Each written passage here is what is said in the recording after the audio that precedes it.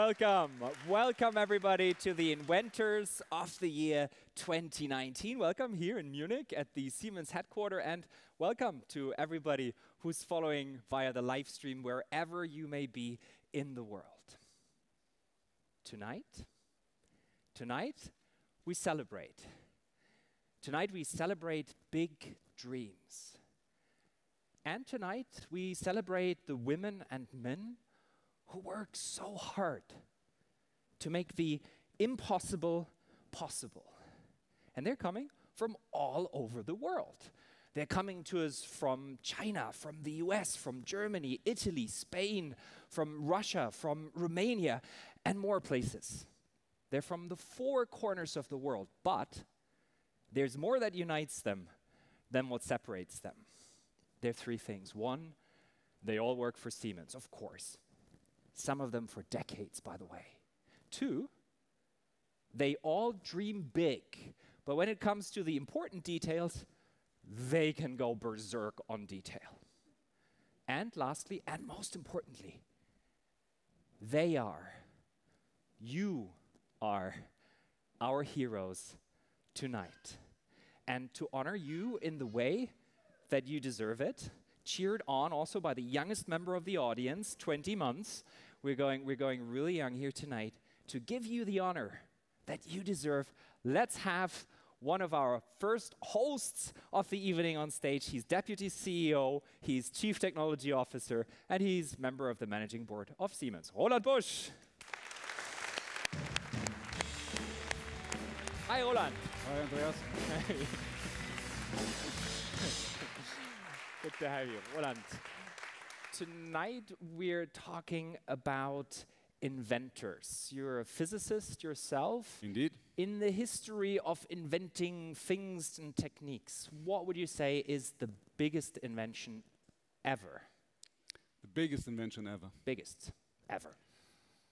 I think I have to go back a couple of thousand years. I would say it's the invention of the writing. You know, the writing was one way to share dreams with others, things which you cannot describe.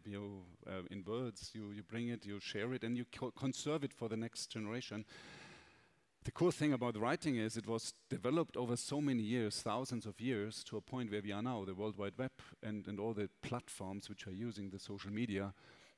Think about how powerful it is. And I do believe that a lot of the growth over the many years is basically coming from the invention of writing.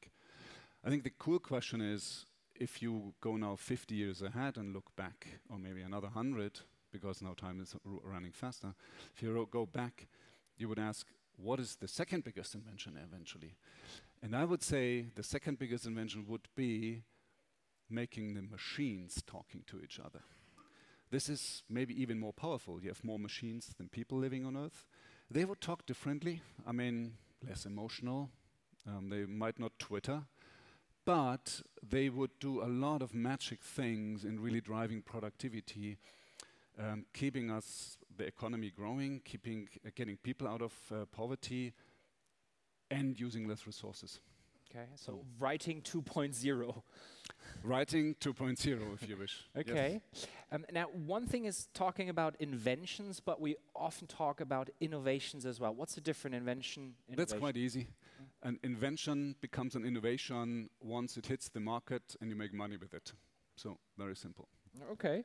And then we talk more about digital innovations these days.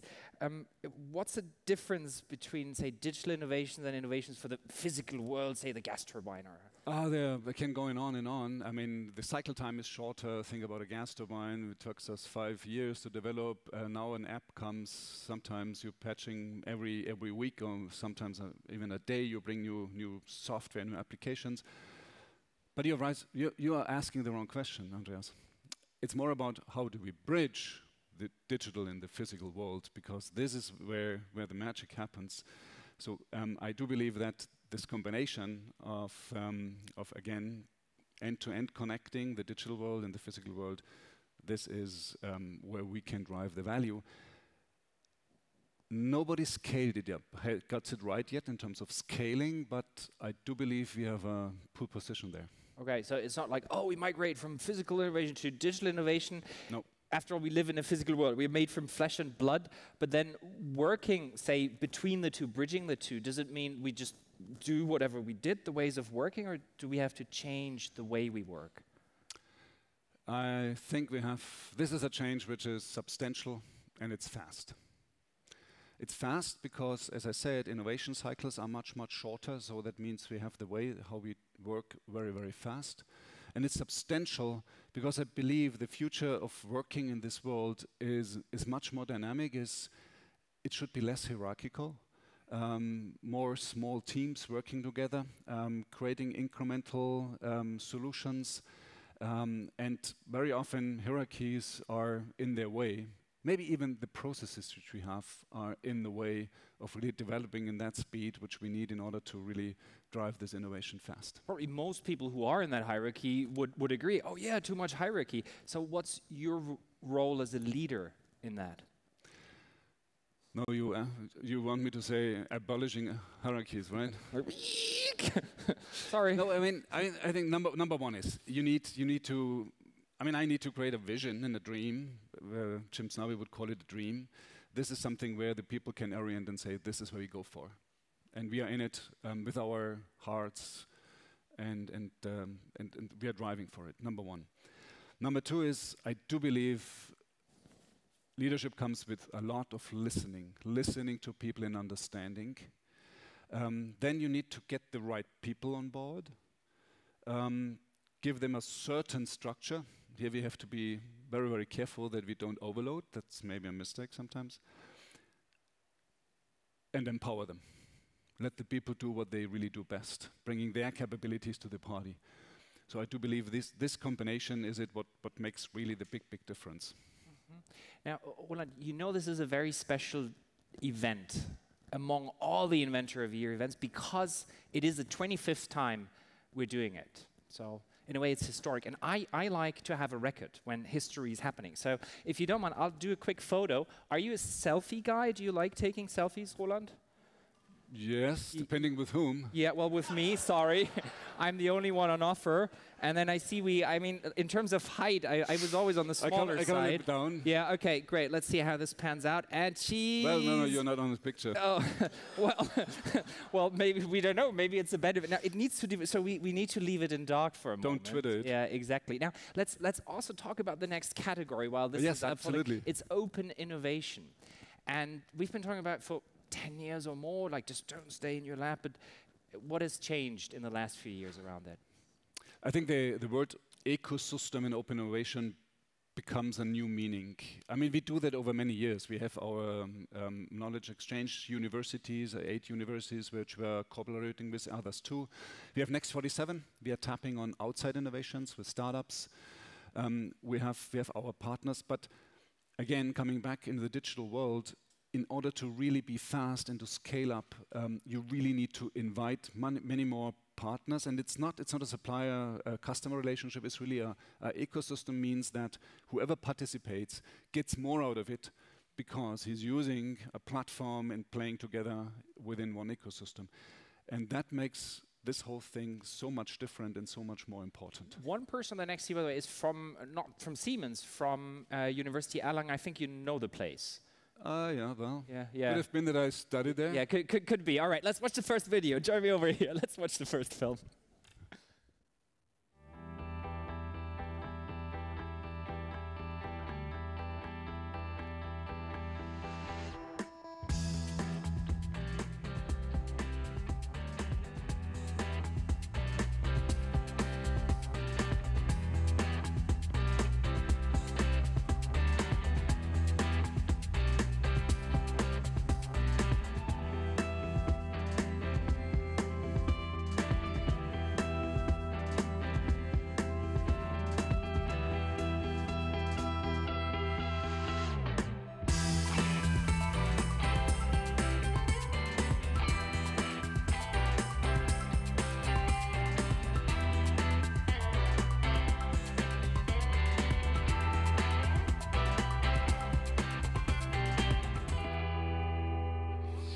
And a big hand for Team eFuel. Join us on stage. Big hand for Manfred, Katharina, Alexander, and Peter.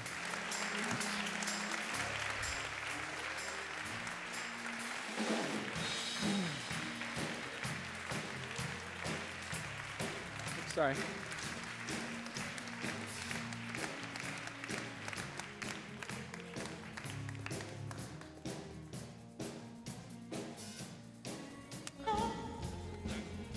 Wir hören es nochmal. Yeah. Hi. Can you take care of it? Thank you. Gratuliere. Danke, Clarissa. Ist schwer.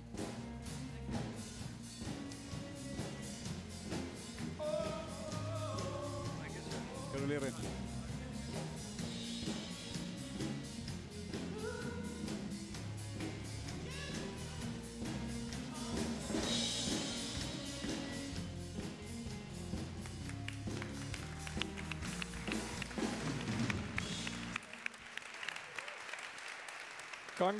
Congratulations. Roland, any questions for the team? Yeah, I mean, we're talking about dreams. Who wants to answer? What is your dream? Yeah, my dream is to develop an energy system that works globally and that leads to a fully defossilized, climate-neutral energy system. So technologies that can make valuable contributions to this big challenge of our days. That's my dream. So now comes the challenge, talking about challenges. You developed a reactor which creates green fuel from renewables. Now, you have, let's say, 30 seconds, maybe a minute, to really share with us what's so cool about it. What works in this reactor? So when was your last flight across the Atlantic? I guess not long ago. No. No. So can you imagine to fly only based on renewable energy? So our idea basically consists of 3 steps. The first one is renewable electricity, so wind power or solar photovoltaics. Then you convert it to hydrogen in the second step, and then there's not such a perfect fit of hydrogen to the current infrastructure. So our idea was further convert hydrogen to some liquid fuel, what you can really use in the existing infrastructure and for existing appliances like aircrafts across the Atlantic. Okay. And the cool thing is that you do that what I understood is, so far it's very difficult to have a reactor which goes up and down, and you found a solution which can deal with renewables, intermittent energy, right? Yeah, exactly. That's the idea. So typically, a methanol process runs 3 years on one level, all the time, same pressure, same temperature, same feedstock. And now in the renewable world, things are moving, fluctuating. Wind is blowing, sun is shining sometimes, sometimes not. So the reactor and the catalyst have to cope with that. And so our invention is to let the catalyst feel like steady state, but in fact the whole reactor is moving up and down. And in this way, we can combine existing technology with a new challenge. So, and now it's about scaling up, right? Is it? Yeah. Okay, great. Excellent. Guys, thank you very much. A big hand for the team eFuel. Thank you very much. Grab a seat. Thank you. Please, over here. Machen wir den zweiten gleich? Der zweite Team, Sie bleiben da, ja, genau. So next time you fly to the US, you might do it with a good feeling. Hey, it's solar power, it's wind power in the tank. Huh? Yeah, if they scale up fast enough. Yeah. Oh yeah. So guys, remember, invention is one thing, innovation the other. Okay, no pressure, no pressure. Next category is the category talents. Who is invited in that category? It's the young folks, people who are a couple of years with Siemens, but they already have very interesting inventions, patents in their own name. And let's watch here the first winning team for talent.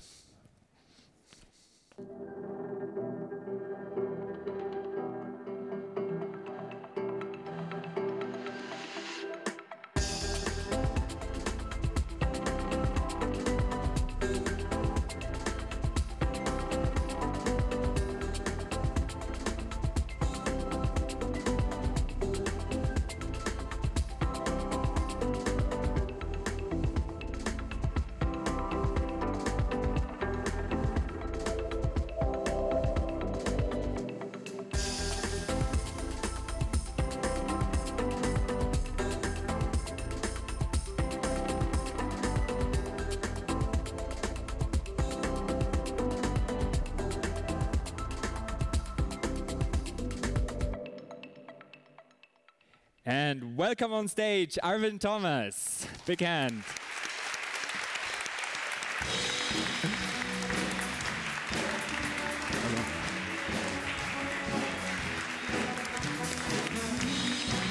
Jetzt Here we go. wieder. Dankeschön.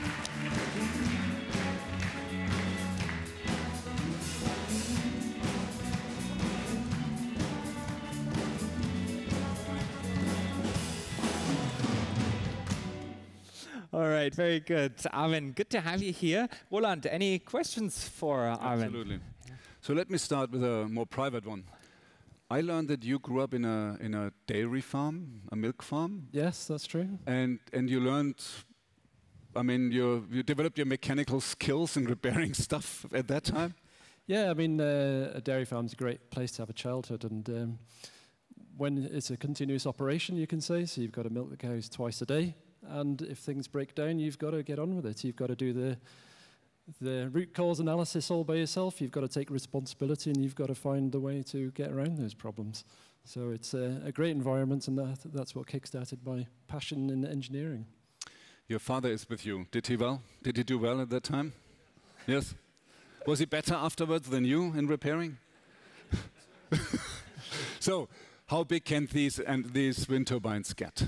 If I give you an answer, then somebody's going to prove me wrong in a few years' time. I mean, the industry is demanding new technology, the offshore wind industry.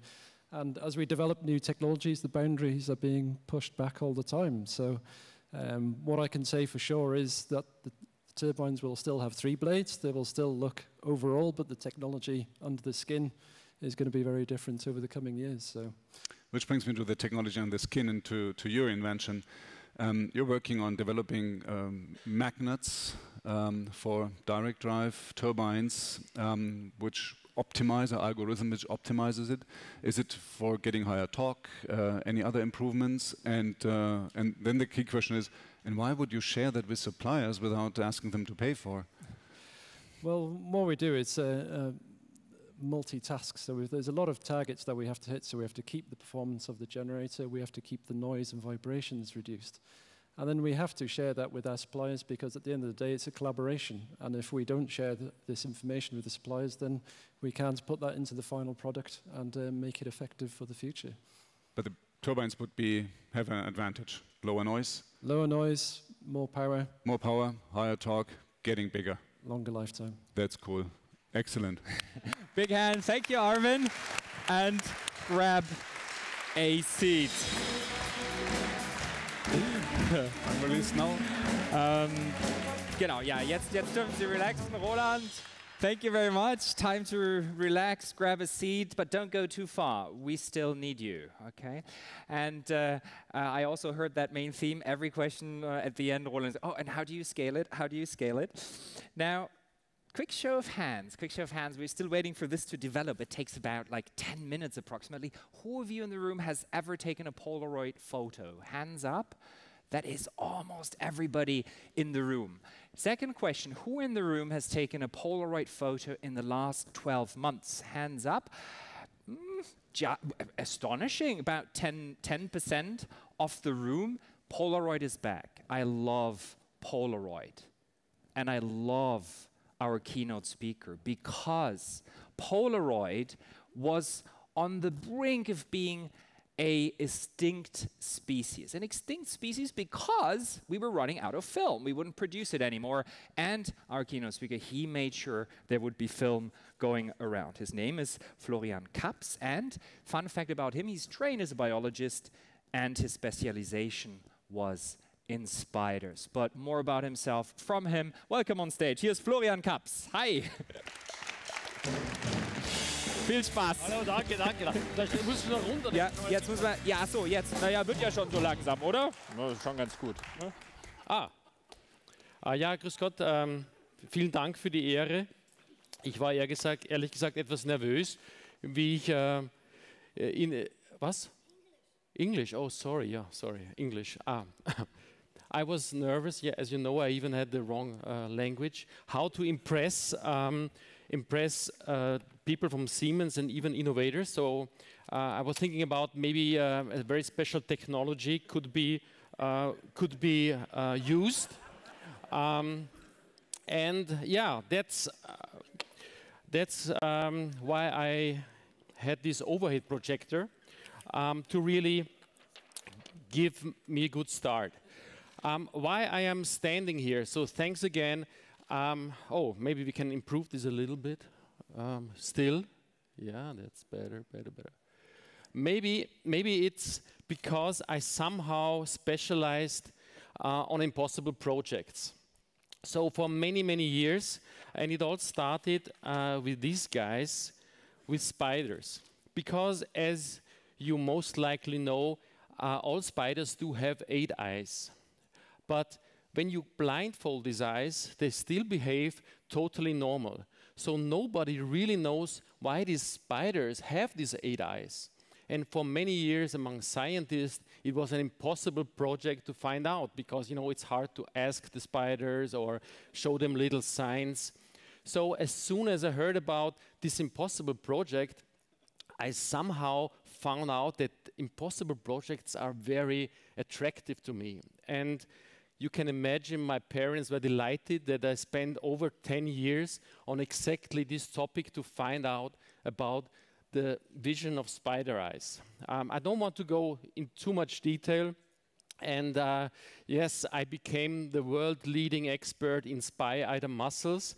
But it also turned out that it's pretty hard to earn an income as a world's leading spy-eye muscle, whatever. So I had to move on. But still, if you have some question about spider eye vision, I'm very happy after the talk to discuss this. But I had to move on, and the next impossible project crossed my way in 2003. You have to imagine this was the time when everybody was clear about one fact, that digital photography will kill analog photography as soon as the quality is the same. So there was no doubt about it. Nevertheless, I was thinking about maybe when everybody is running in this direction, maybe it makes sense to also have a closer look to the other direction. And I started to look for the most analog photo material out there. And I found Polaroid. And I took I bought a camera, I took a film, and suddenly this image developed in my hands.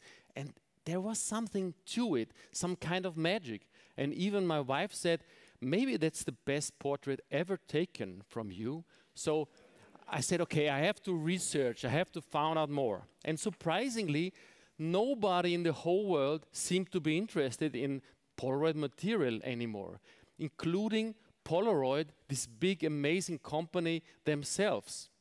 So when I went there to Frankfurt to meet their managers and to tell them about my research and my dreams, that more and more people start using it again. And in the magazines, many of the digital pictures had this fake Polaroid frame to add some value. So when I met them and presented them a wonderful new marketing concept for Polaroid, they said, wow, it's amazing, but maybe 10 years too late, because you have heard about this digital movement, so we just decided to go on in the digital way.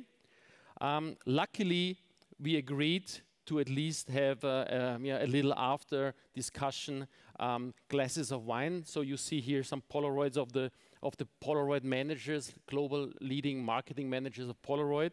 And after some bottles of wine, they at least agreed to give me the chance to do it on my own. So my crazy idea was to be the first one to sell and present Polaroid film online.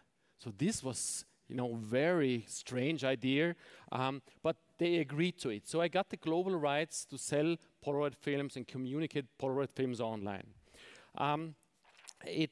That's exactly what we did. We opened the first global online shop for Polaroid film. We had very good marketing back in the days, but the best marketing was done by my friends who at the same time started a small project called Google.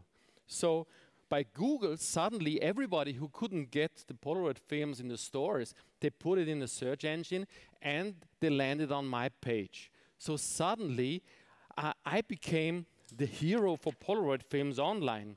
So even my wife was impressed for the first time. You know, I even brought home some money, and you know, the whole world ordered Polaroid films at my little place. We were 2 people, and you know, selling Polaroid films globally. So fantastic, the best impossible project ever, until this day, when I received this invitation from Polaroid management. They said, "Hey, Doc, amazing what you did, you know, really super cool. We wouldn't believe you, but you did it. But unfortunately, we're closing down the last Polaroid factory in Enschede. But, you know, as we respect you, you're invited to the closing event. So have some beer with us and let's celebrate that finally we move on to digital." And I said, "Guys, are you crazy? I have 40,000 customers. You know, I basically double my whole network every year. The party's just beginning." And they said, yeah, of course. They invited me to Enschede. They even asked the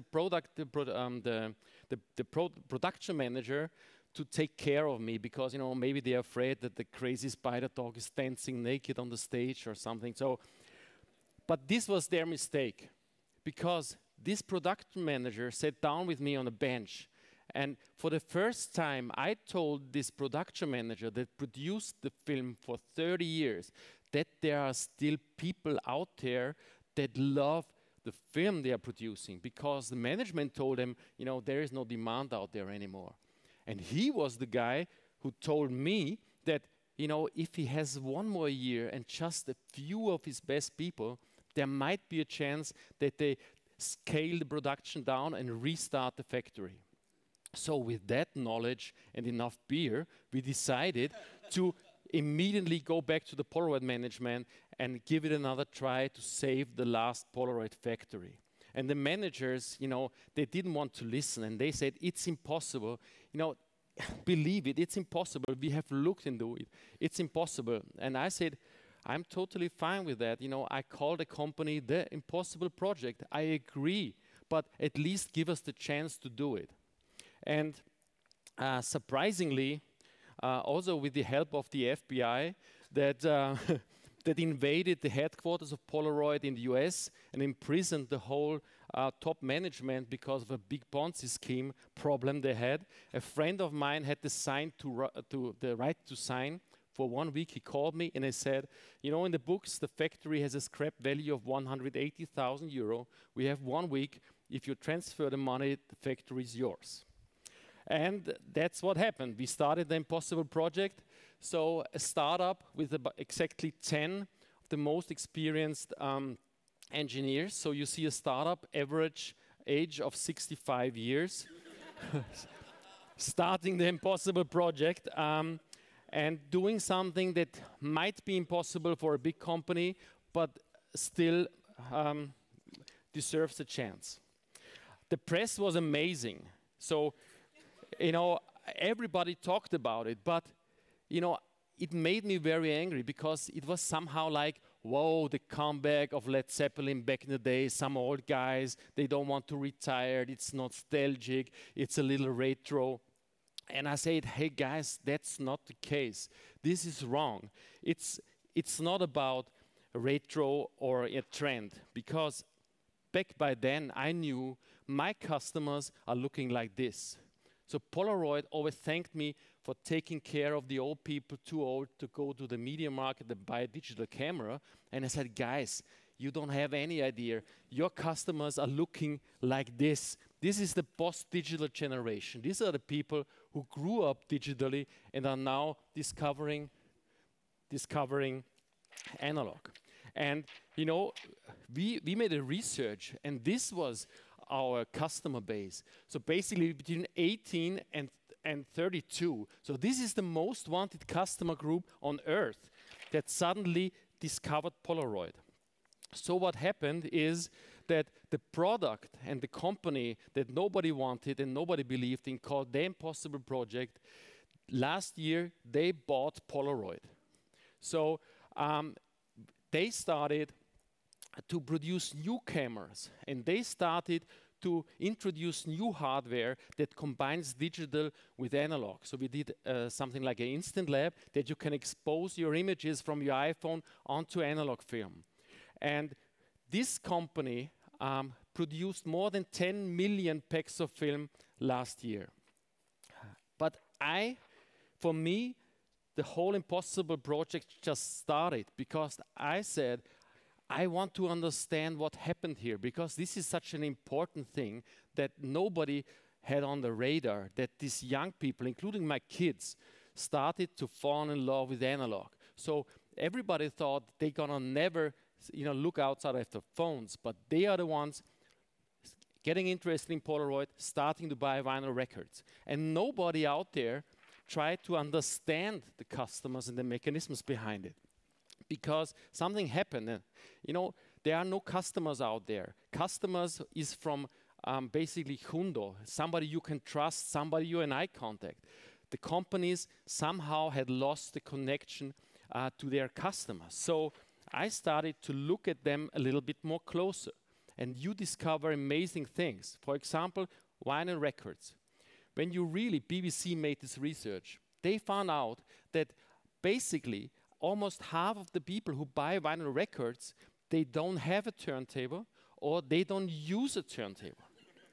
This, at first thing, this is funny, but at the second side, it's very interesting because these people, they are sitting at home, they listen to the stream digitally, they hold their records in their hand, and they feel close to their people.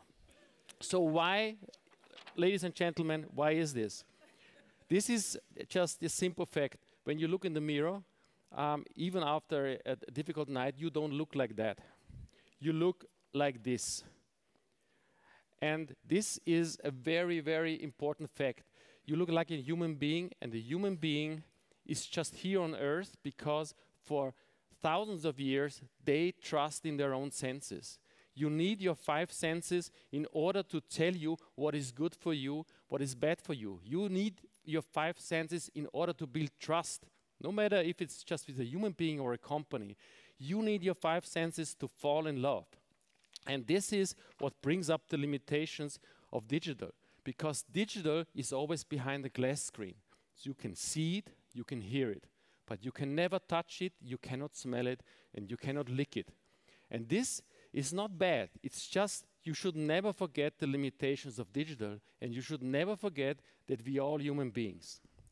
And this, this is a big problem, especially for all these big companies, the digital companies who grew up digitally, because they start to find out the limitations of digital. So while all the analog companies still spend all their money they have to become digital, they started to go exactly the other direction.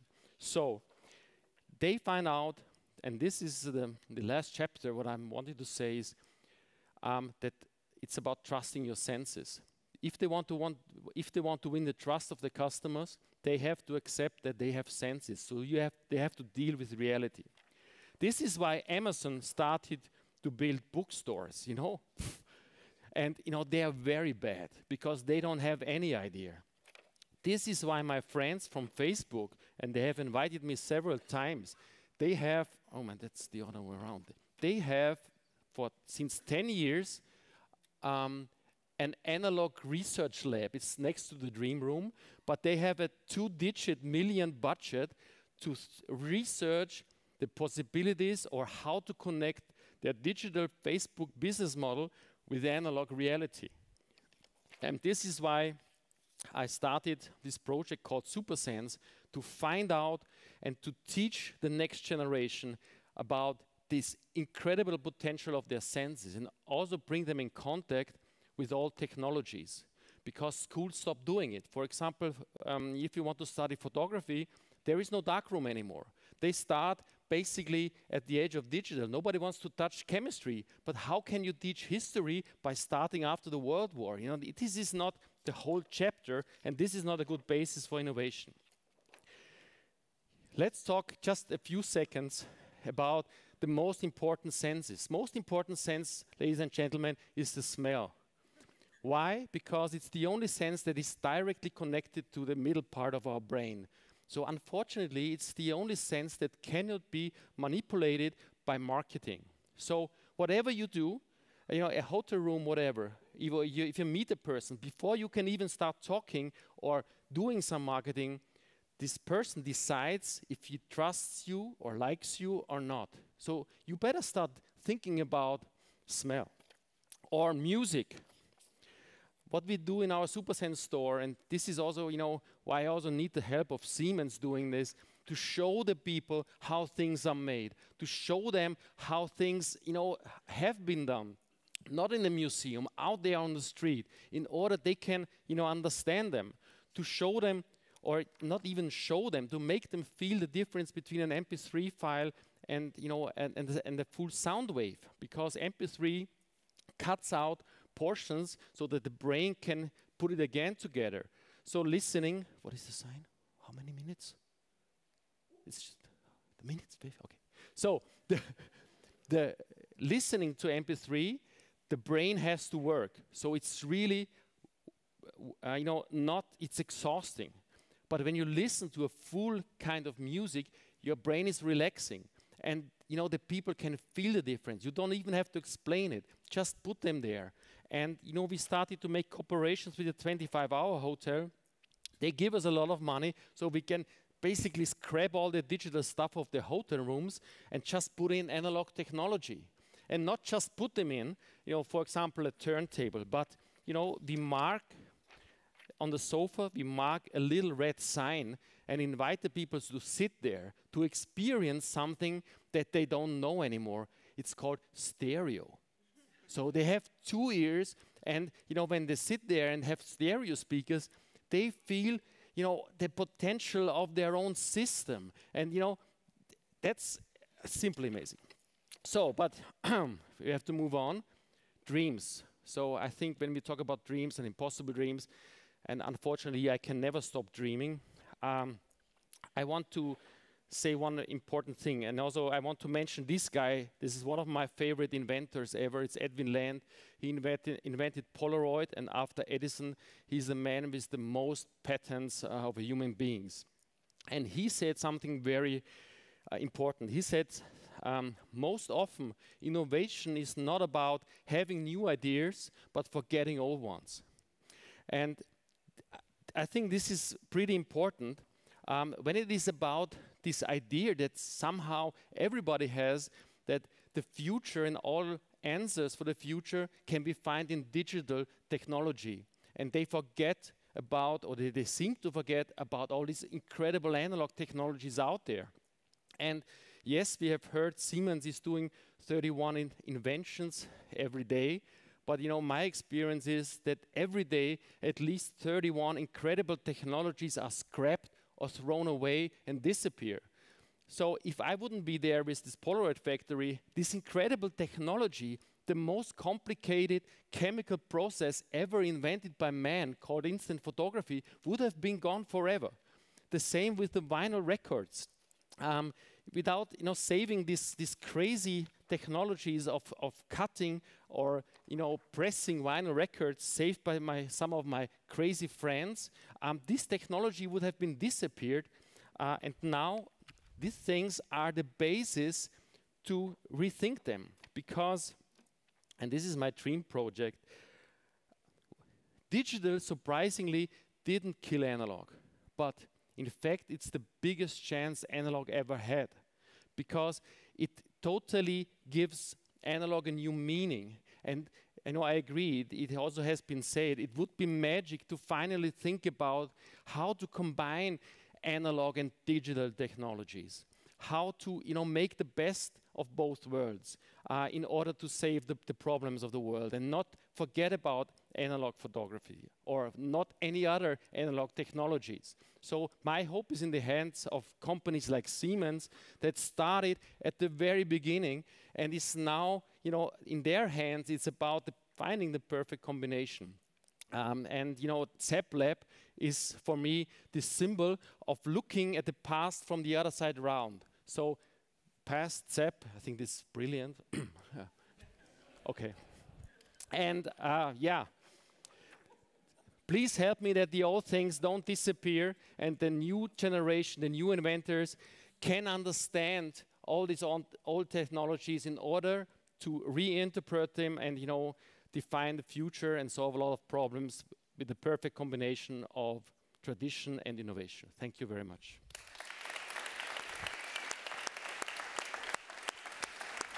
Florian.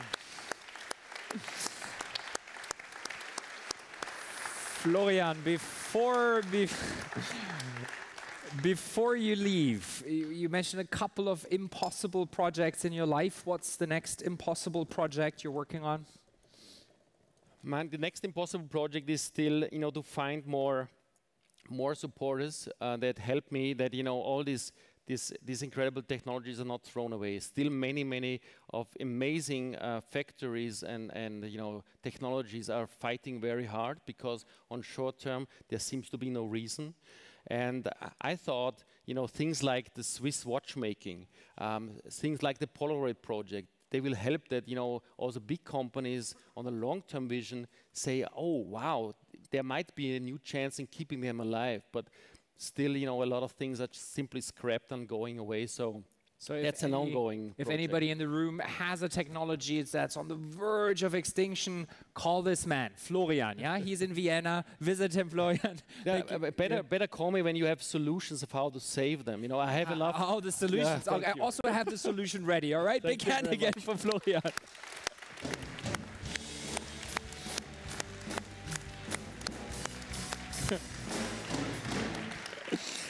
Now, high time to meet more of the talents that are awarded tonight. And our next winner will receive her trophy from the Chief Financial Officer of Siemens Digital Industries. That's Maria Ferraro. Welcome on stage. Hi. Hi, Maria. Hello. Hi.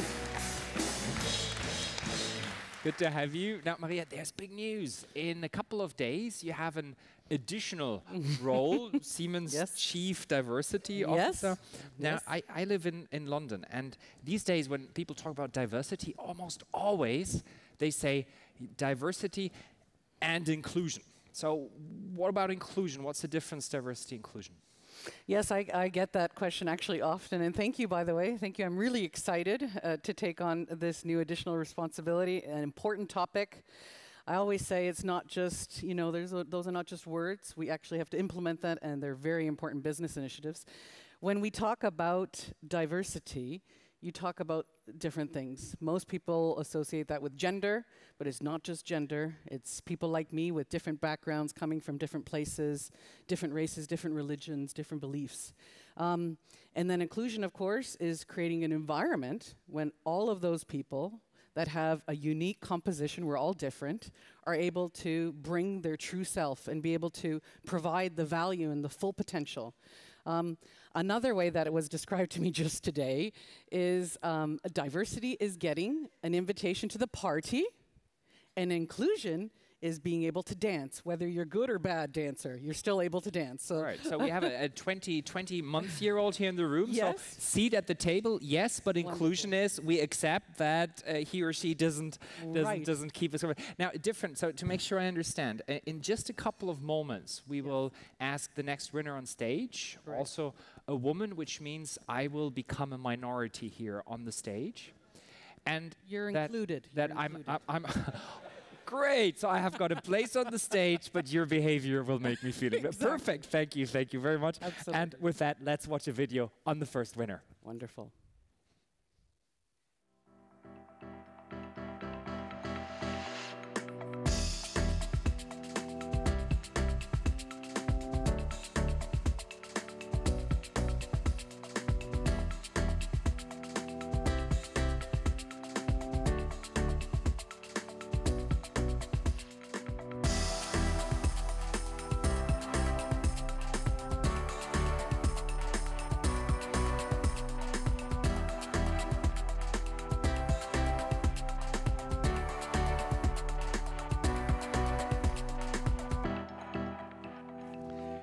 And a big hand for Lucia Mirabella. Please join us on stage.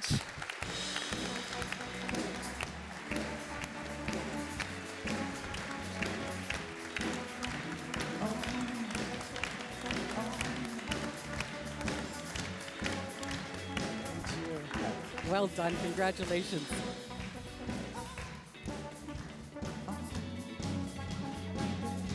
you go.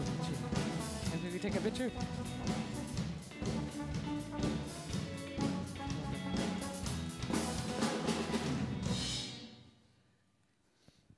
So, Lucia, how do you feel right now? I feel great. Yeah. Great. Congratulations, actually. Lucia hails from a country that's celebrating something today. So first and foremost, we should say Happy Thanksgiving, because you live in Princeton, US. So Happy Thanksgiving. Thank you for sharing it with all of us here today. So that's wonderful.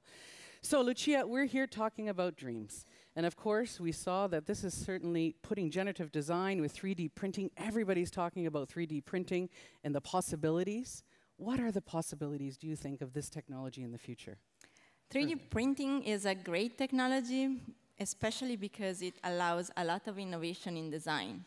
So now we have a tool that we can use, but now we want other tools to be able to create innovative shapes for objects that can be made more efficient, can be made smarter, better.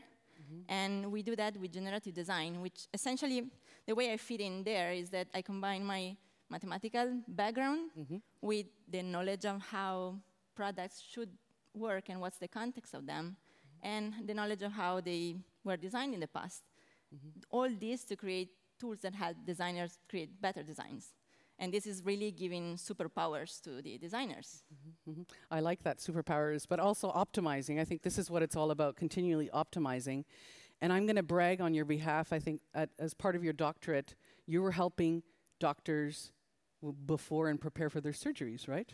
In modeling, and I think this is something just wonderful, in modeling children's hearts, because there were heart surgeons that were operating on children's, to optimize and to ensure to reduce the surprise factor and allow for a more successful surgery. So this, of course, is not just something we see in energy or healthcare. It can go in multiple industries. What's your thoughts on that? Yes, that's the cool thing. We are developing a tool, but the tool can be used for many different applications. We can use it for gas turbine components, for components of electronics, but also for surgical constructs.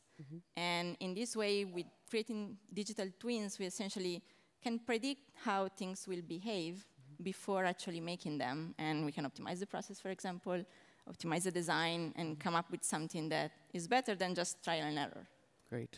Good, thank you. Thank you very much to both of you. Congratulations. And a big hand for Lucia and Maria. Thank you so much. And then, well, thank you very much.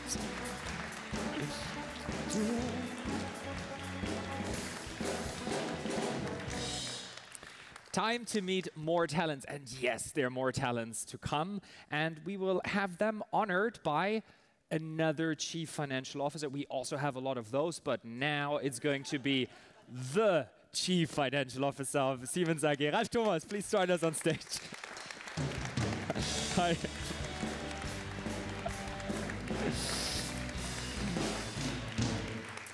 So we're in the news section of this event. Also big news for you. In a couple of days, you will be the chairman of the supervisory board of Siemens Healthineers. How's it feeling?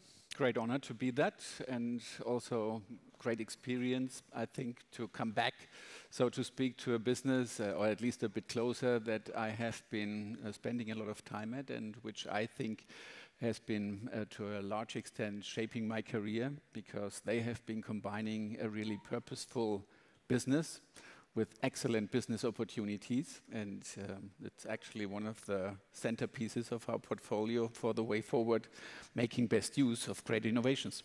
Okay. But for a moment, still, let's talk a little bit money from a CFO perspective.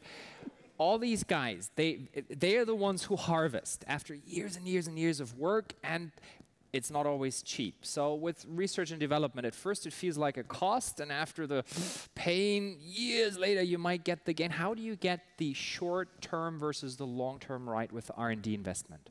How much time do we have? Yeah, I think 20 seconds.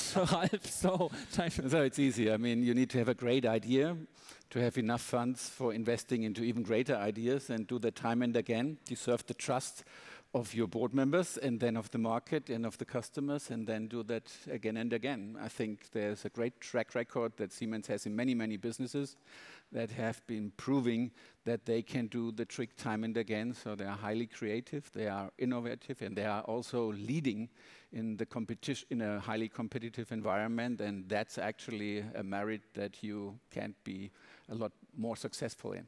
Okay, so proof lies in the pudding. Something has been going well since we're seeing all these fantastic inventions. If you can do a trick once, it's great. If you can repeat it, that's what making excellence in the marketplace.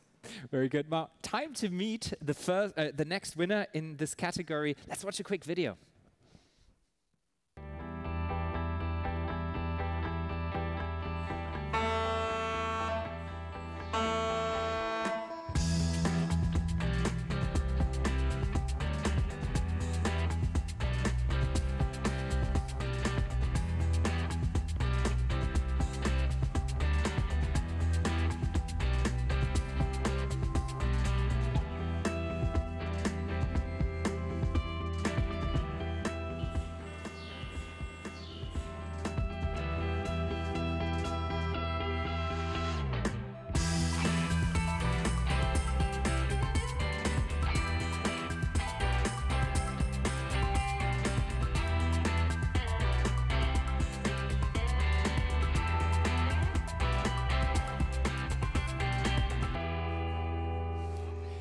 And a big hand for David Grotzky.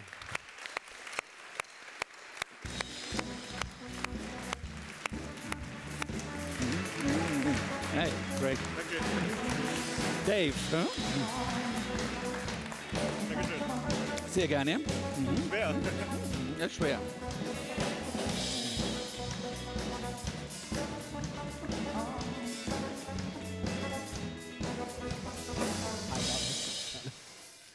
So David, this is nothing against the noise an MRT can create, right? That's true. It's like a starting jet plane. Yeah. So give it a try. 30 seconds. Why is there any noise, and how did you kill it? So MRI is, as the name tells you, it's using high magnetic fields. And sometimes during measurements, they need to be switched very rapidly. So they have high electric currents, and this leads to very high magnetic forces or electromagnetic forces within the system itself, and so there's high noise. So what I've tried to do is making the scan itself smarter. It actually reminds me of my worst ever taxi drive. So it seems that in this car there were only two options. One was kick down the gas, and the other one was slam down in the brakes. So there were only these two options. So whenever there was a red light, the taxi driver was accelerating until the last second and then slammed into the brake. So probably not the best way to use your car. However, this is also a bit how conventional MRI is being done. So we made it a bit smarter and made sure that the system is only used as much as actually needed. So great progress in that field. I mean, I've been in MRIs myself and have to admit, in the beginning it's a bit irritating, but if you get used to it, it made me sleep. How come? Yeah, it's very repetitive. Yeah. It's quite repetitive. So if you're in there just as a volunteer, you can fall asleep, but as a patient, you might be stressed. Yeah. Okay, that's a point. That's a point. Now, having those great devices and the great opportunities they provide, 50% of the global population not having access to really first-class medical devices, how long is it going to take to get the price tag to levels that make it accessible also for the other half of the global population? Yeah, so actually for MRI it's even worse. It's only 1 out of 10 people on this world who has actually access to MRI. It will take a few more years to bring down the cost effectively to get sort of the next billion of people into the MRI. But we're working on this, so I'm quite positive. So we are going to be the first for the other 90% in the marketplace? Well, the 80% maybe. Yeah. That's a commitment. So great to have that. But stay here for a second. Stay here for a second, because that would be interesting. See, one day when we have a technology that gives us imaging without that big noise and that big tube, then Florian might come around and say, "No, let's save the MRI. It makes me sleep."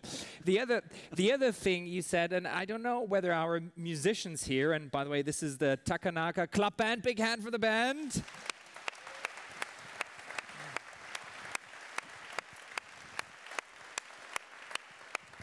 Now, did you hear that? He said that is nothing against the noise in an MRI. So now, to demonstrate your invention, let's simulate the volume level in an MRI scanner. Are you ready? Go! And your sex is on fire.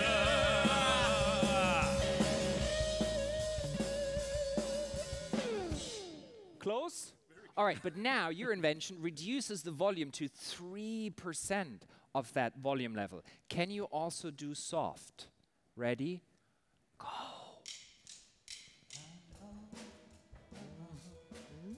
Wow. Yeah, yeah, good.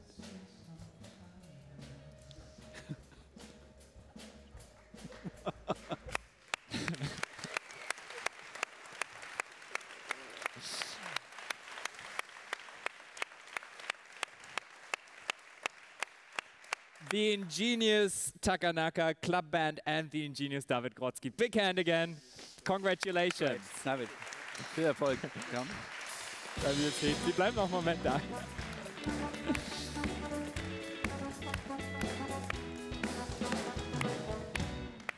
Now, he's an amazing guy. We need to remember him because he's so young, mid-30s, but he already has 170 patents. 170. And that makes you wonder, wow, what is this all about? Is it a numbers game? If you have more patents, are you more inventive? Or what else goes into this? And we have the right person to answer that question. He is head of intellectual property at Siemens, Beat Weibel. So Beat, what is it? How do you select the inventors of the year? Yeah, it's certainly not about quantity, but it's more about quality. And one main criteria of the selection by the international jury is business impact. So that means all the inventions that we celebrate here will or already have contributed to innovation and business success of Siemens. Okay, thank you very much. So it's not just quantity, but also quality. And that brings us to our next category, which is outstanding invention. So what is an outstanding invention? As you define for the purpose of this category, it's invention that set standards or that are a big business success and that help solve social problems. So when I read that, I thought, oh, yeah, Tinder, Grindr, any dating app, right? Solves a social problem. A wants to meet somebody suitable, and then somebody's, but no, that's not what we mean. Couldn't be further from that, in particular because the next winner, she is frying much, much bigger fish because her work is about the difference between life and death. Let's watch a video.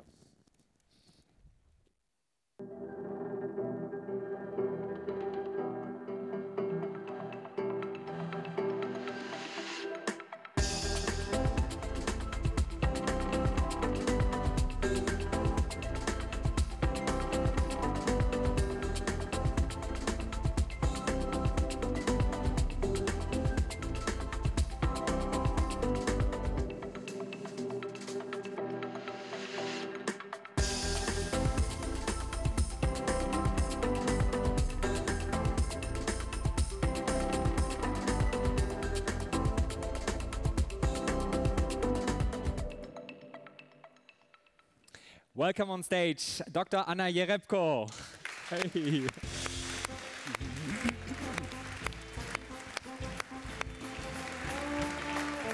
Anna, congratulations. Thank you. Great thing for human mankind, I guess you're doing.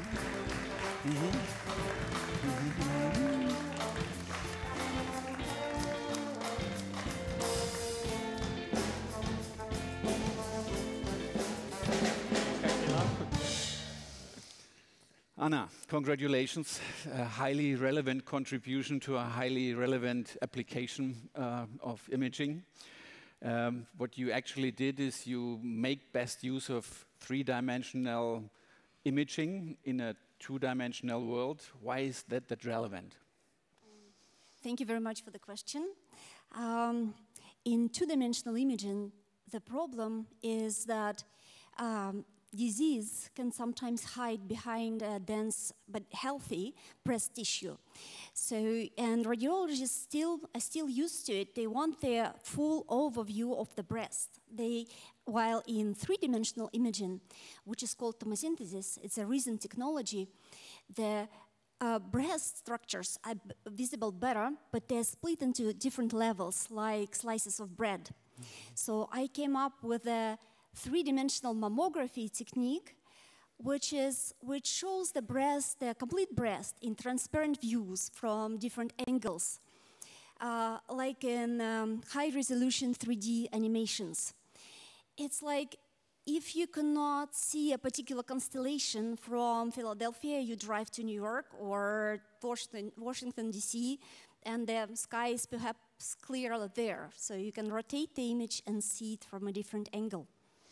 I see. So what you actually do is you make invisible things visible by using smart technology. Does that apply to balance sheets too? Or to budgets? Well, so we should talk about that later. Also we should talk question, about anybody from the FSA in the room, from the finance? Okay, great. You can always find a technique, a right visualization technique that makes the radiologists or finance people see invisible things better. So we will be in business. We will be in business definitely. So great technology, obviously, that may spill over into other sciences and other areas of relevance. But before I can leave you off stage, you need to share something else with us. I mean, you have been born in Russia, and you are living in the US. Yes. So you are deep in science and embedded in a community that is really top-notch. What makes a difference between being a scientist in the US compared to the way being that in Russia? US is one of the 4 countries where I lived and worked, so I can compare perhaps. Scientists are similar, honestly, in the whole world. And with the internet, with the technology, we work all together. This is quite amazing. We work together with Russia, India, with Germany, China, every day. It's quite amazing, and I would say that scientists are very similar around the globe. Very fascinated, very motivated, trying to work on Sundays, just to finish something and see how it works. So really the culture curious. of the community is crossing borders seamlessly. It's very, very similar. Thank you so much. Anna, big hand and congratulations. Please, both of you.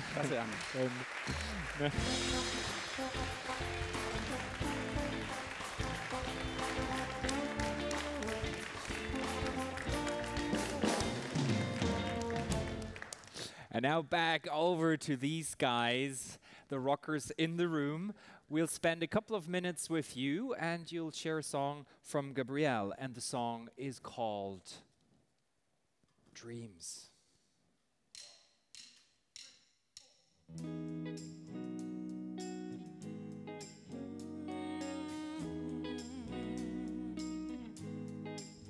They can come true.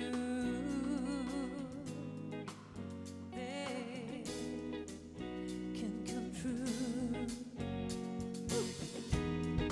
Move a step closer. Know that I want you. I can tell by your eyes that you want me to. Just a question of time. We will be together and you will be mine. I want to hear forever. Do you hear what I'm saying? Gotta say how I feel.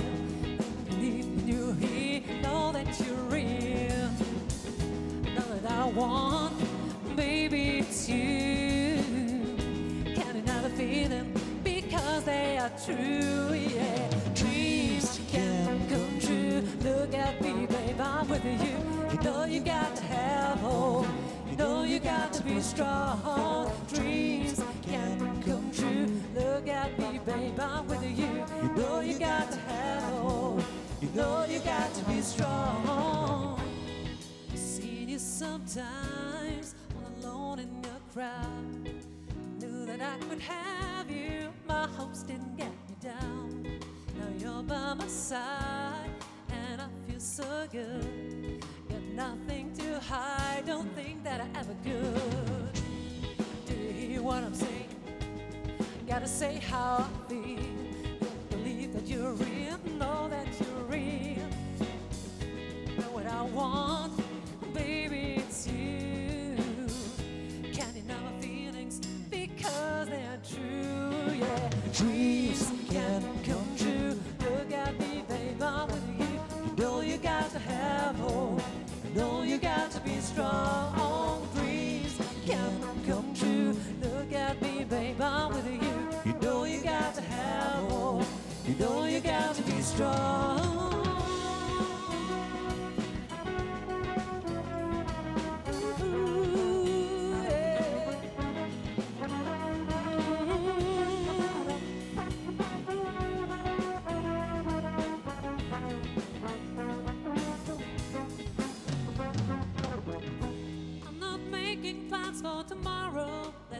For tonight, I know that I will have you, so hold me so tight. Put your arms around me, baby, it's clear. Whisper in your ear, I know that you stay. Dreams can come true. Look at me, babe, I'm with you. You know you got to have hope. You know you got to be strong. Dreams can come true. Look at me, babe, I'm with you. You know you got to have hope. You know you got to be strong. Dreams can come true. Look at me, babe, I'm with you. You know you got to be strong. Yeah, dreams can come true. Look at me, babe, I'm with you. You know you got to have hope. You know you got to be strong.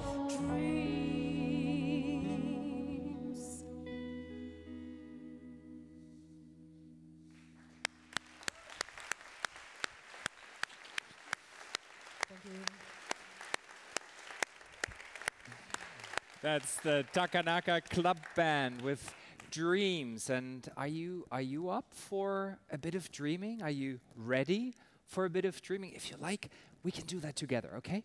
If you want, let's dream a little bit together, plus each and every one of you individually. How are we going to do that, okay?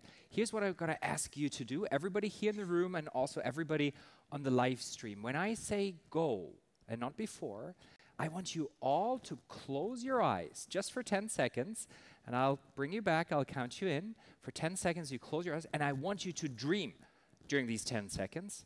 But not just dream, I want you to dream big, okay? Everybody understands, also everybody on the live stream. When I say go, close your eyes, 10 seconds, and I want a big dream. Ready, set, close your eyes. Go, 10 seconds.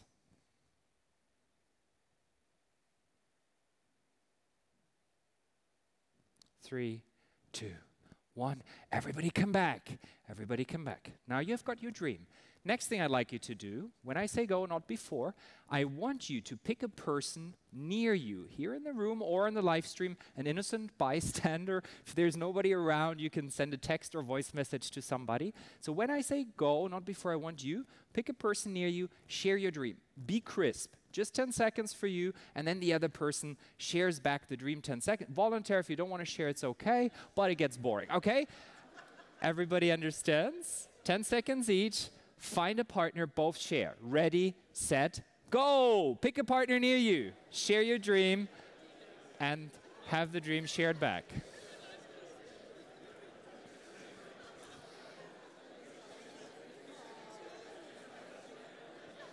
And 10 more seconds. Swap around. If you haven't shared your dream yet, do it now. And 3, 2, 1, freeze. Everybody come back. Everybody come back. And I see Jim and Roland are still at it because they dream so big. It doesn't fit in 10 seconds. Next and last step. Next and last step. Think about your partner's dream. What dream did your partner share? If that dream, the dream you heard from your partner, is 1, big and bold, and 2, can be shared safely with this group. If both are true, raise your hand now. Raise your hand now if your partner's dream. Big and okay, we'll get to you in a second. Let's go first to the back over here. Keep your hand up. Keep your hand up. Okay, Philip, who's your partner? Who's your partner? All right. Sorry, what's your name? Ines. Ines. Please get up, Ines, briefly for everybody. He just threw you under the bus. So Ines, camera's over there. Now, what was your dream, very quickly? No, my dream is to rescue an old forgotten brand, like Florian described. Yeah, because there are so many samples, and I think craftsmanship is something wonderful, because you have all the 5 senses. Very good. Thank you very much. Save a brand or a technology. Hands up again. Who else had a partner with a big dream? Over here again. Who was your partner? All right, please get up, and then, sorry, what's your name? Michael. Oh yeah, Michael. So my dream was that we really get it done with climate change and these 1.5 degrees Celsius. Okay, get climate change in check. Thank you very much, Michael, and we'll hear more about that because your work is related to that. And then we had these two guys over here, both diligently raising their hands. So Jim, which dream did you hear about? So I heard about technology that can save this planet and make a sustainable future for us. Okay, and Roland, what did you hear? I heard about the problem to solve with the technology. So it's about a sustainable future, which is really creating a better place. I like your dreams. Why don't you just come with me? Come with me. We should talk more about that. Come here. Come on stage. Oh, sorry. Yeah, maybe over here if you don't mind. And then Jim, grab a seat. So for Roland, we know Jim. Jim, you haven't been on stage yet. You're chairman of the supervisory board of Siemens AG. Roland, deputy CEO. And you wrote a book about dreams and details, big dreams and then relevant details. You need both, but how do I know which stage I'm at? Should I dream now or should I roll up my sleeves? How do I decide, Jim? Well, first of all, let me thank Roland and the team for putting this together. In the past, I would just watch it on the screens, you know, but this year I was invited, so thank you. Good to have you. Somebody put him on the list, yeah. I don't know.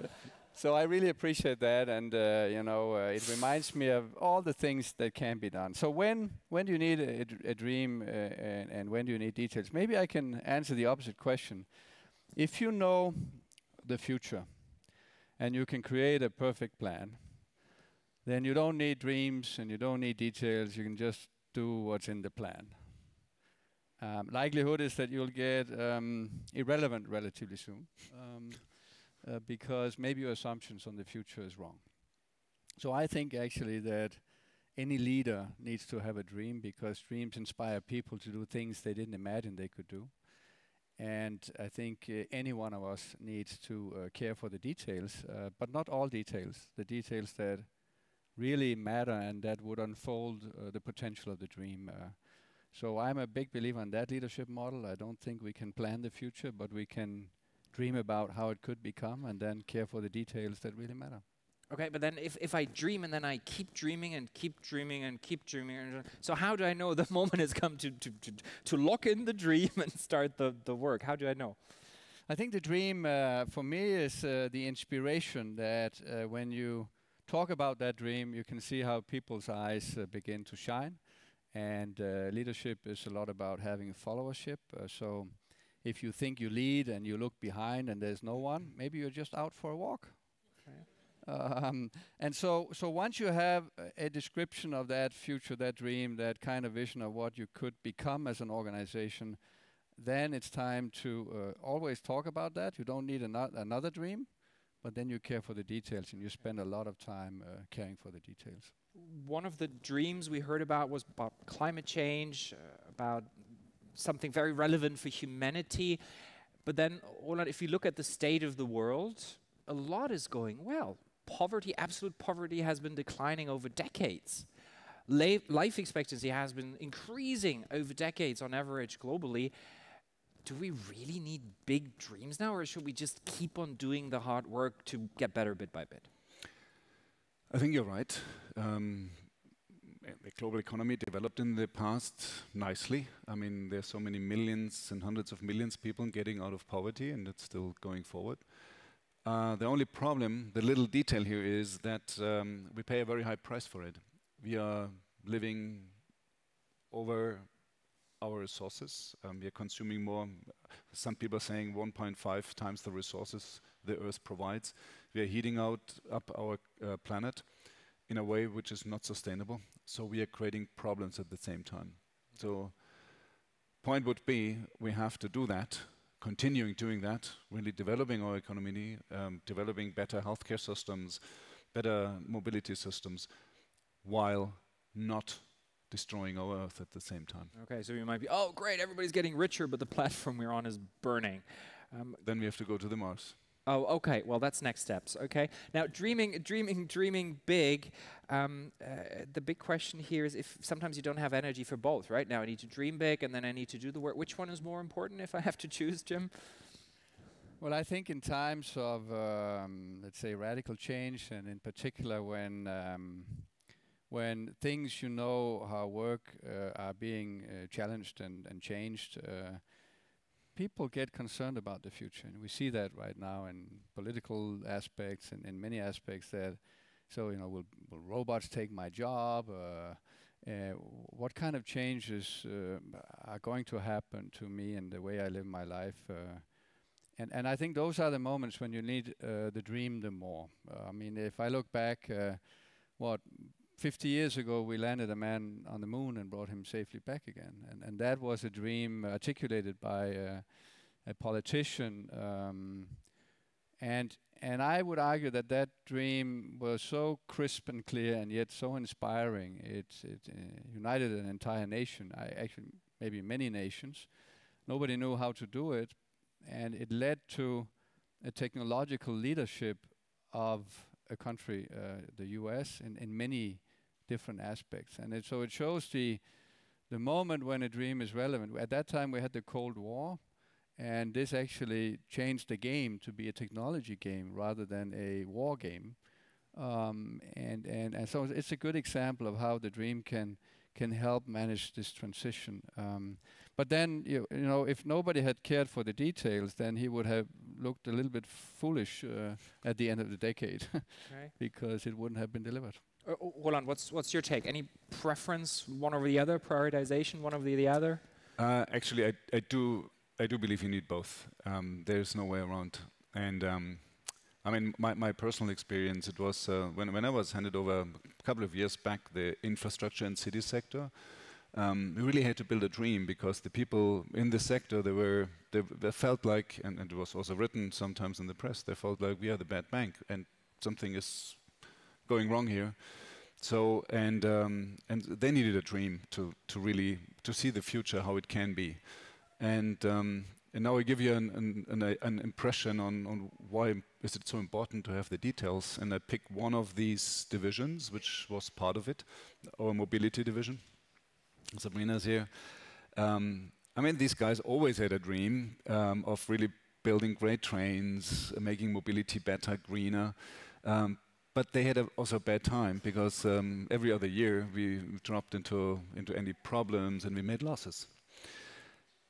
So, and they were really fully engaged, and they call themselves Pufferküsser, which is these are the guys who are really into it. So Pufferküsser, that's kissing the buffers of a train. Exactly. Okay. Yeah. So and here comes the detail now into play, because I mean we found out that the problem is that they really didn't get their arms around projects, large projects, get it right and delivered in time. So and then I figured out that maybe from the top management starting downwards, they were not really in the details. What's the problem with the train? Why didn't we deliver? What are the failures? What is the pattern? The moment they started on going into the details and make it very, very clear that they have to do that, it was really changing. And now, I mean, we're very proud about our mobility business at 24 quarters in a row, delivering in the target margin band, being the most successful mobility company in the world, we have to say. So therefore, I mean, dream came true. Well done. And actually, yeah, I think it's a great example, Roland. I still remember I had joined the board in 2013, and mobility was not a great business. And And my conclusion at the time was like, you can't make money on trains. Because they're all different in all countries, so how can you ever make money? It's not like airplanes. You can have one airplane for the whole world. And then somehow, I saw your leadership come in there, and clearly there were details in the game. And now I'm one of the biggest, believers in mobility.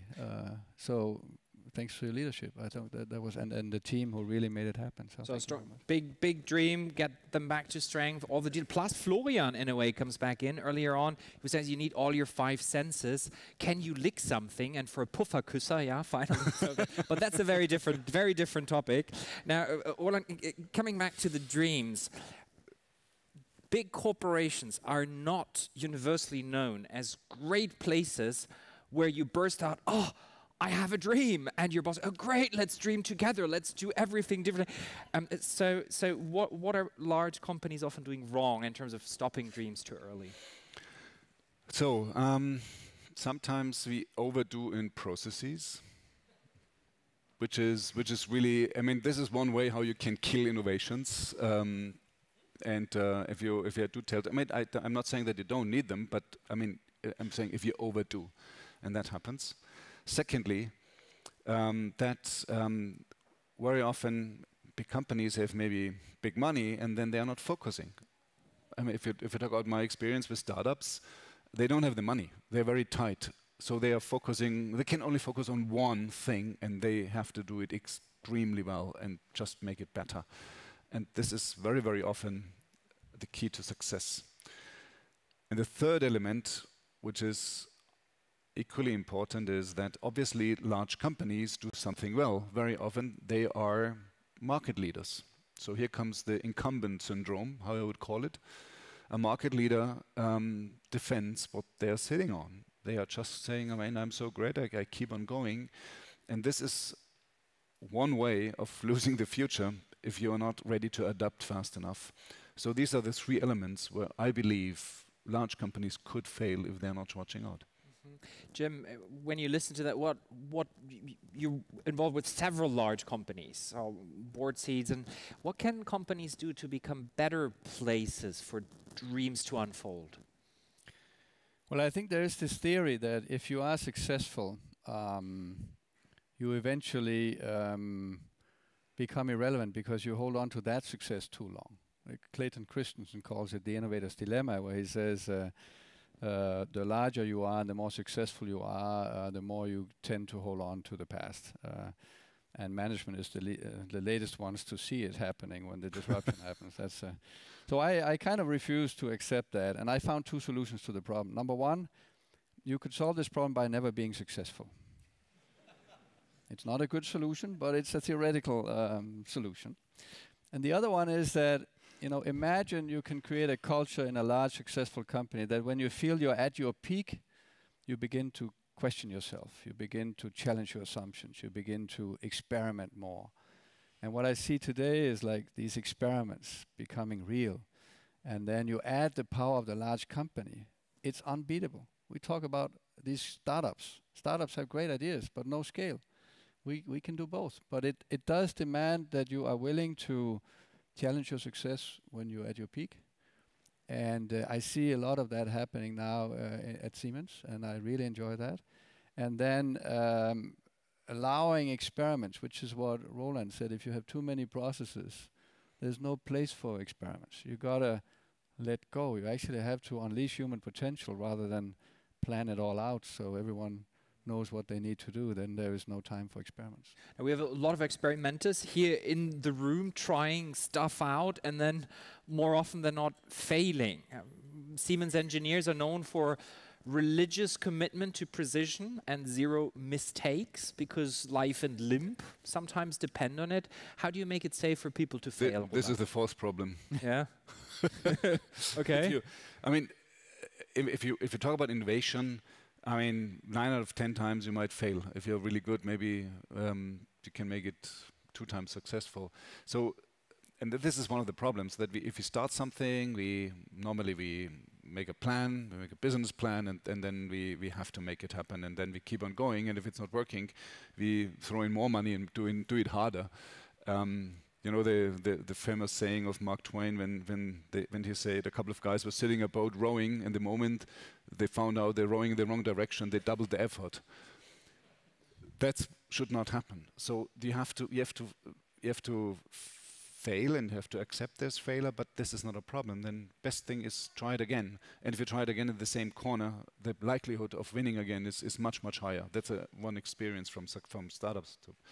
So therefore, innovation means that you try something, and very often it fails, but keep on going and don't be discouraged. Of course, nobody wants to fail by purpose. This is everybody really tries its best. And this is something what I believe should be a little bit more embedded in our culture, so that we allow this freedom. And then if we find that something is not going in the right direction, then correct it fast. So what I hear from you is to make it safe, failing is punishment enough. We don't have to hit the person then a second time. Yeah, I would say so. Okay, good, but don't fail on purpose. I also heard that from Roland. Now, when you look at Siemens, Jim, what could be a wider contribution of the company beyond paying shareholders, providing jobs, but there are bigger problems out there. Which ones do you want the company to address?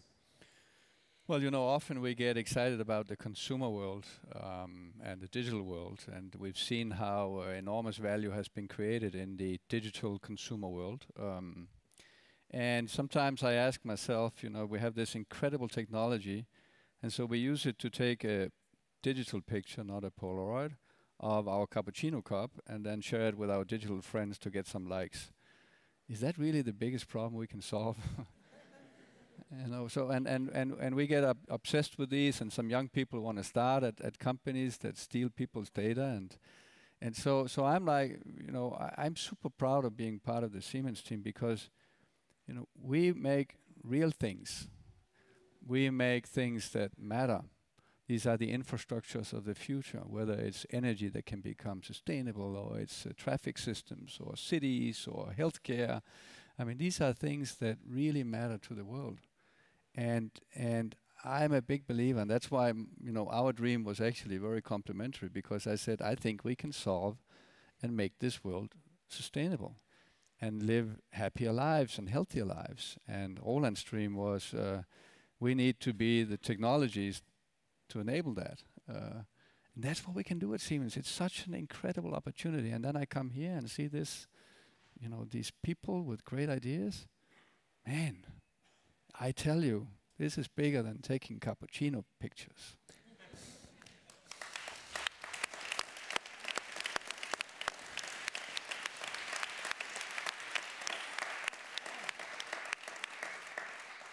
Let's get personal. What's the biggest dream you've ever had? Well, this is my biggest dream. I've had incredible career opportunities, and I had the luck of starting my career when the Berlin Wall fell, so globalization doubled, and then the World Wide Web was invented that same year, and so, you know, I was just extremely lucky. And the biggest dream that I'm involved in is together with a fantastic team, and Roland plays an important role in that, but everyone does, in fact, to reinvent this company. It's 172 years old. You know, it means we have a DNA of being able to reinvent. And my biggest dream is to be part of that journey. And I am convinced that we can make that happen. We made some very important decisions. Some say, oh, you're dismantling the company. No, we are making trees that can grow, a healthcare tree that can grow even faster, an energy tree that can grow even faster and make the world more sustainable, and an industrial tree that can grow even faster. And so I'm excited about that, and I know Roland is as well, having, you know, big tasks ahead of him to do that. Roland, what's your biggest dream? I think we're very much in sync, I guess. I mean, providing the technologies and the innovations which are really solving the biggest problems of our customers and societies. And to be more precise, I do believe that this requires a transformation. I mean, we are the incumbent. We are the company which is successful. I mean, option number 1 is out, so we are sitting on option number 2 already. So therefore, for me, the point would be to be more precise. I come back to what I said before. remember when I said the biggest invention is writing, and then the second biggest eventual will be making the things talking to each other, so connecting the digital world and the physical world, and gear it for value, for really solving the problems, and to be the company doing that, this magic, providing these technologies from the hardware, so to speak, to the software, end to end, geared for outstanding solutions, value creation, and addressing these problems. I strongly believe this is the only way to get out of the dilemma which I was talking of before about. That's my dream. So teaching machines to talk to one another. In order to solve big problems. Sounds a bit like the Facebook of machines. Well, we should say so. However, I mean, as I said before, it's less about solving non-problems of sharing your photos. It's really about, for the sake of making this Facebook of machines, for the sake of really driving our industries, our customers which we are serving, to the next higher level and solving these problems. Roland, Jim, it's a dream. Thank you very much. Thank you. Thank you. Jim. Thank you. Roland.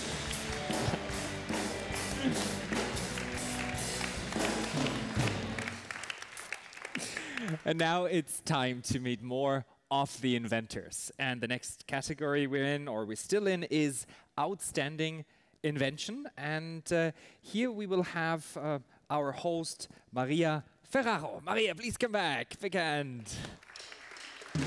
Hi. Hello. Maria, you've been traveling today from Nuremberg, I believe. Yes. Big trade fair, SPS, what is it about? Yes, we have a big trade fair, SPS, our innovation fair. Every year, I'm really amazed. It's where everything comes together, what Jim and Roland were just talking about, our complete digital enterprise.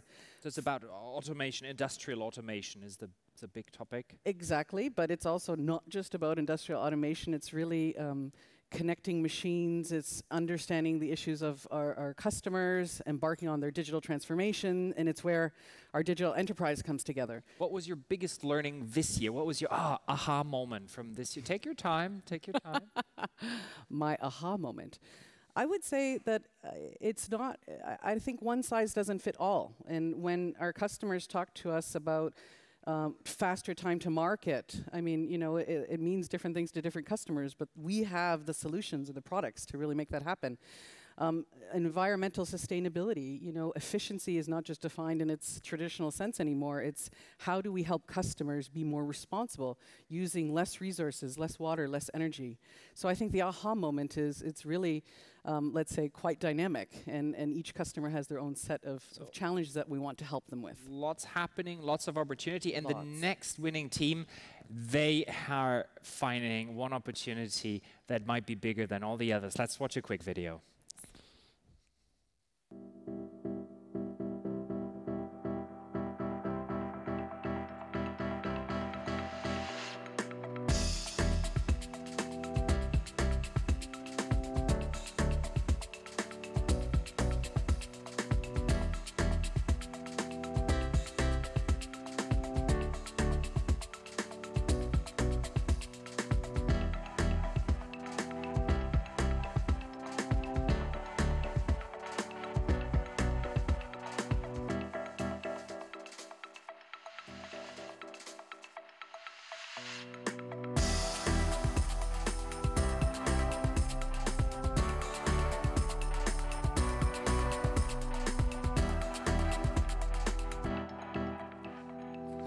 And welcome on stage Heiko, Norman, René, Johannes, Andreas, Josep und Ingo. Join us on stage, big hand. Hi Heiko, how are you? Hello Norbert. Hello. Hello. Congratulations, well done. Hi, congratulations. Wow, okay.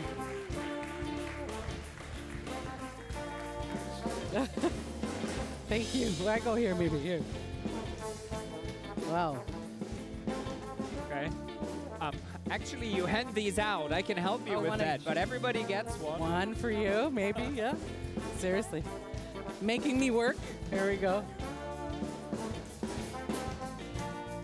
You each get one. Thank you, thank you. There we go. Thank you. There we go, coming back.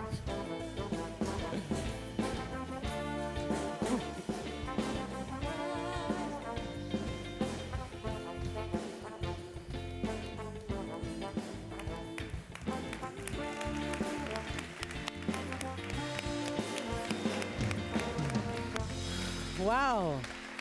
Now, in all fairness, Maria, with a group that size, handing out trophies is in itself an industrial process. Yeah. We could have automated that, right? You probably have the idea for that, right? Any questions for the team? What are you curious? Absolutely. I mean, this is near and dear to my heart, to our heart. And I mean, Heiko, this is not the first time on stage for you, is it? So you're someone who dreams and dreams big. Maybe tell us a little bit about how you got this dream and this vision and how you made that a reality. So a dream that really motivates me is to enable that we can, flexibly produce products at an affordable cost. Mm-hmm. So this is only possible if you enable AI at the machine level, really close to the devices. If you can imagine that a factory not only produce just one part, but can produce all kind of different objects, you can move those closer to the customer. You don't have to transport goods. You're more ecologically efficient. You can also have a much faster cycle of innovation because you can be faster to the market, change products, and that's what really matters. And that's what our customers are asking for, aren't they? Yes. They're asking for that, so well done. So maybe to direct it to the team, it's quite a large team, as you can see here. What you don't know is that it's actually multidisciplinary from different countries, different time zones. So maybe you can tell us a little bit about the challenges that you had to bring this team together to make this dream a reality. Yes, I think the biggest challenge was, the schedule and time zones to bring the team together in the right time. So we had a fair 1 year ago where we presented the product first. And so we had to invent and develop the product in parallel. And this led us to the situation that I think some days before the fair, we claimed the patent.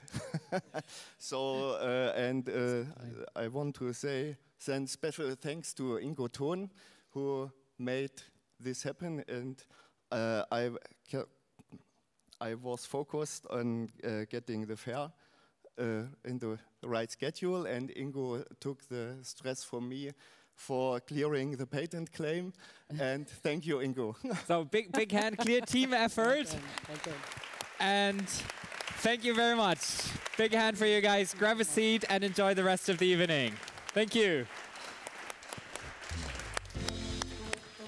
Good job. Oh, great.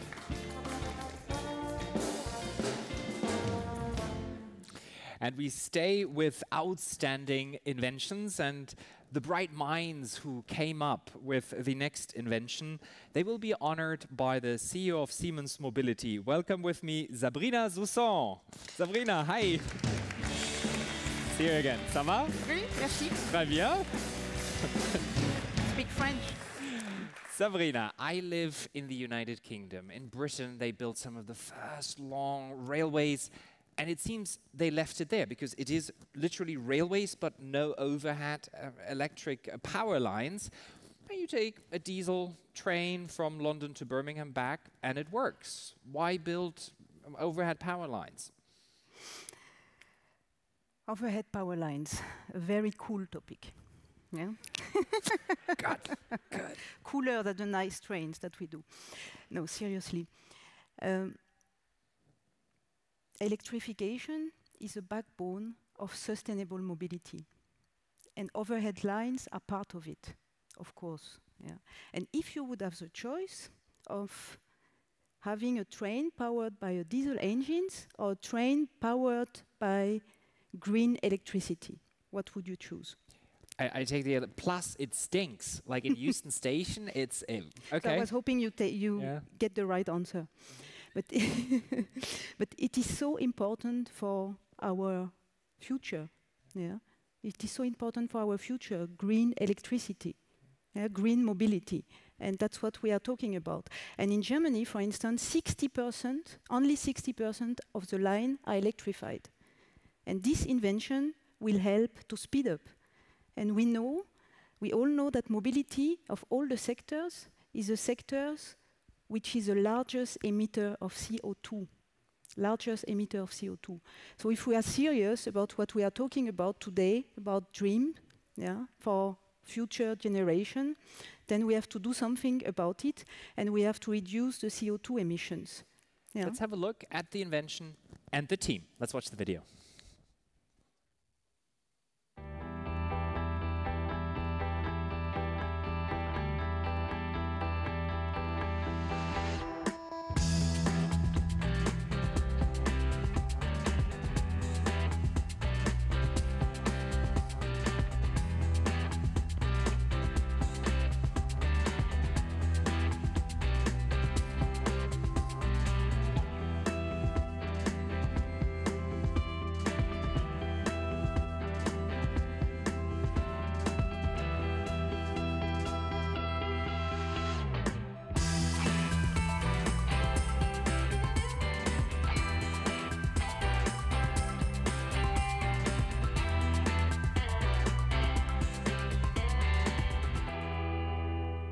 And welcome on stage, Team Rail, Martin, Wolfgang, Thomas, and Axel. Big hand. Well done, well done. Well done. Well done. Right mobility. I start with you. Thank you.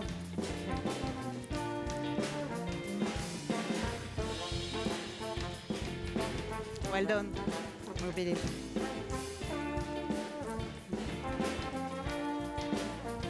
Well done, well done.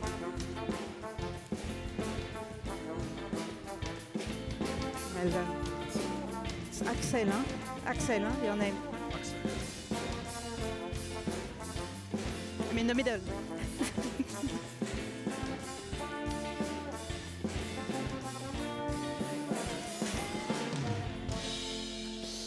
Sabrina, any questions for the team? What are you curious about?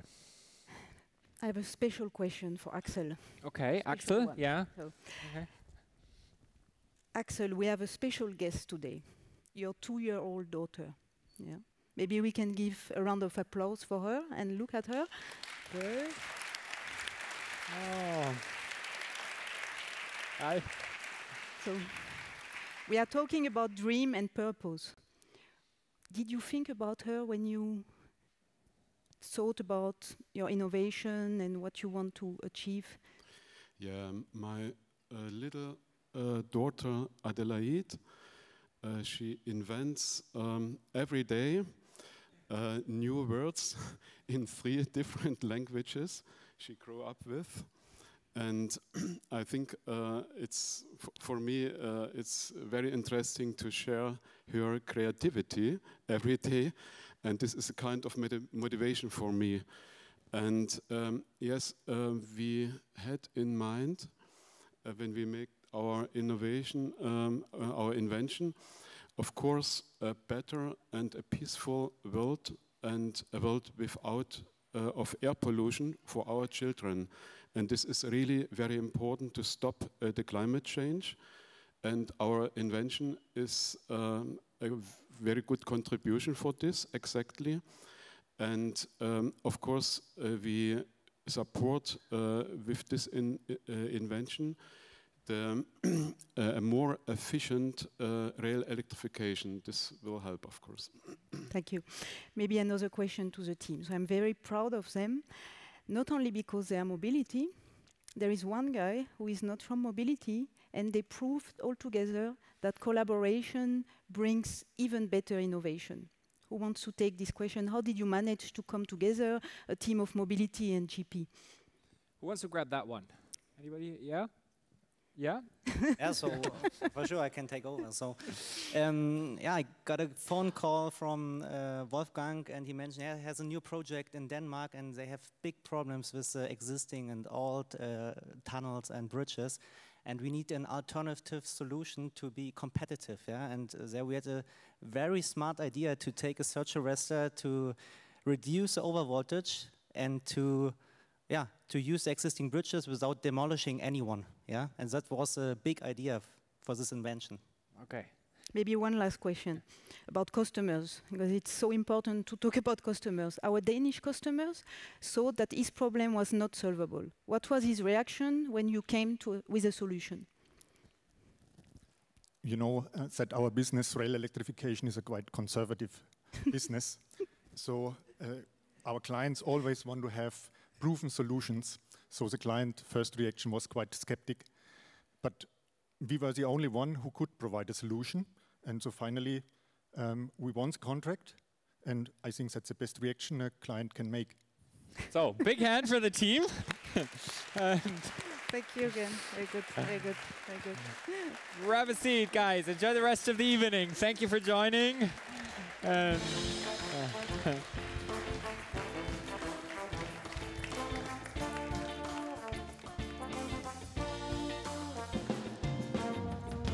Sabrina, we have got something outrageous, gorgeous fun. This is the 25th year we're doing this. So we had photographers each and every year, and they created now a slideshow spanning 25 years of this event. So if you're unsure what you would have worn in the 1990s, enjoy.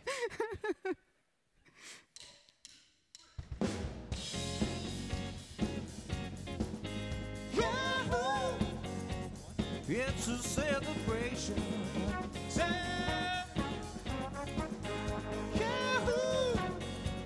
It's a celebration. Come on. Celebrate good times. Come on. Let's celebrate. Yeah. Celebrate good times. Come on. Let's celebrate. Well, there's a party going on right here at Siemens to last throughout the year. So bring your good times and your laughter too, yeah. We're gonna celebrate and party with you. Come on now, celebration. We're gonna celebrate and have a good time. Celebration. We're gonna celebrate and have a good time. Designing, use a big hand.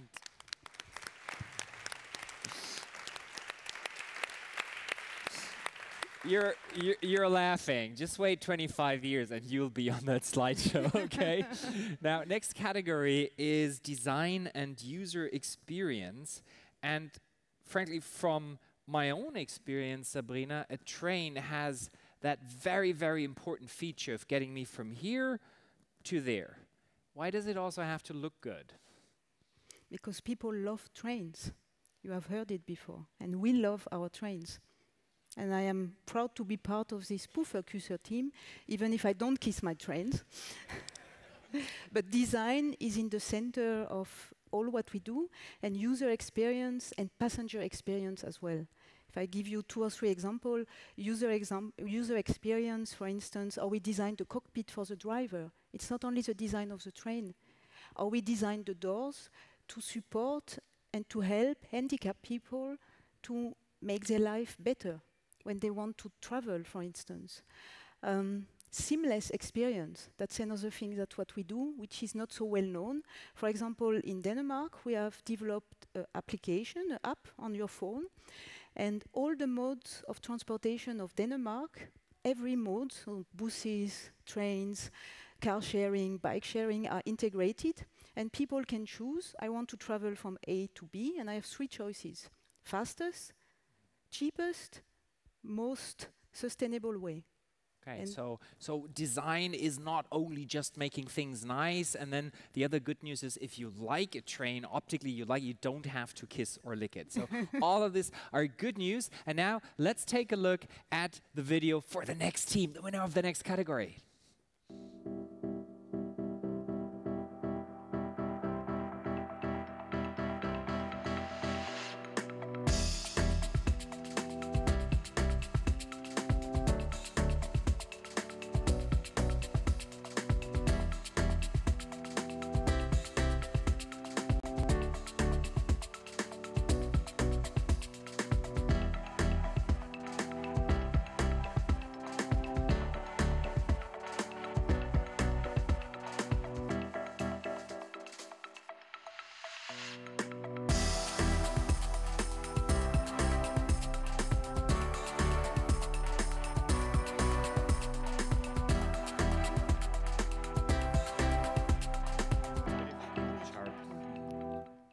And welcome on stage, Luosh Haliu and Hailiu. Welcome on stage. Super, right? Et nous restons ici à cette main. Come here.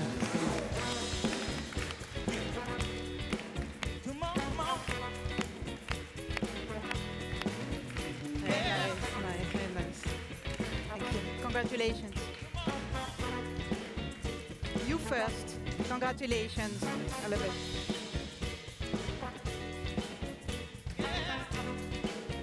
Congratulations.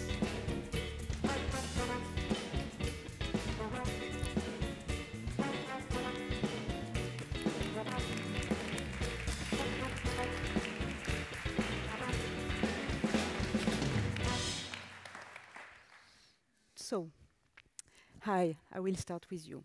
Did I pronounce correctly? Hi. Yeah. This innovation, could you tell us a little bit more what kind of sensors and what kind of usage you will take? Maybe Nosa can explain more detail.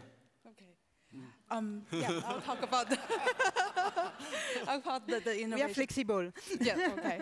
Because when I started my working life back in Beijing back in 2013, the air quality back then was not good sometimes. And it's easy to see that people wearing masks to walking on the street.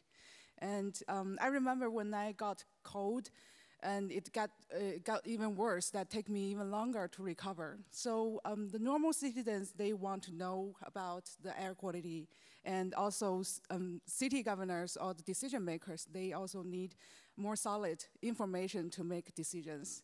And Embedded City Box is a device to put on the street and collecting the data such as air quality and traffic status.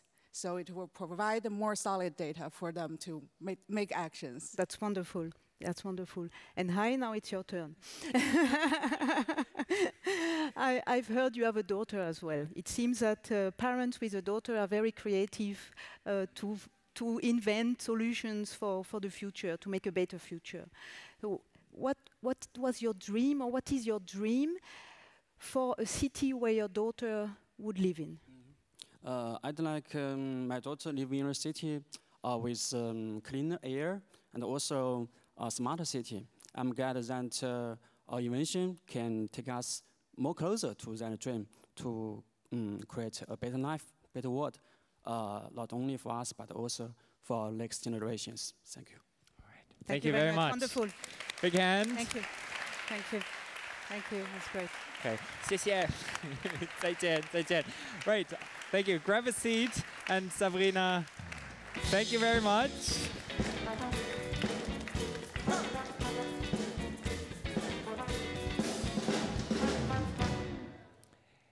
And this is the grand finale, the very last category for today.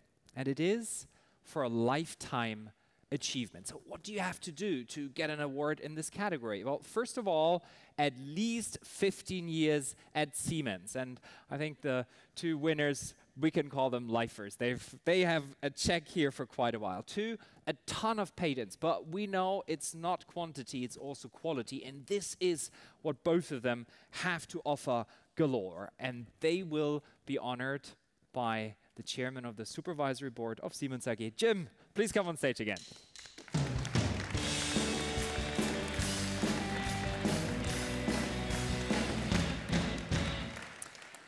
Jim, when I hear your talks, very often comes up, oh, you need to keep learning, you need to, school, not enough, uni, not enough, first years, not. But how do you keep it up? How do you stay curious in every phase of your life? Any tips, tricks? Well, you know, I realized the other day that I'm older than the internet, so that in itself is a problem. Not that, you know, I'm that much older, but the internet has developed exponentially. So since its launch, if you believe in Moore's law, you know, it's 4 billion times better or faster. I have promised myself when I left my executive role that I would try and stay curious. And I do that by dedicating every week time to learn. The last 2 years, I have been following an AI class in Stanford online. Normally it takes only 1 year, but these are pretty challenging mathematical formulas. I am, you know, as a supervisory board, I am actually at supervised learning right now, so I like that. And eventually I'll graduate to unsupervised learning. Okay, good. So it's just making time for it, doing it.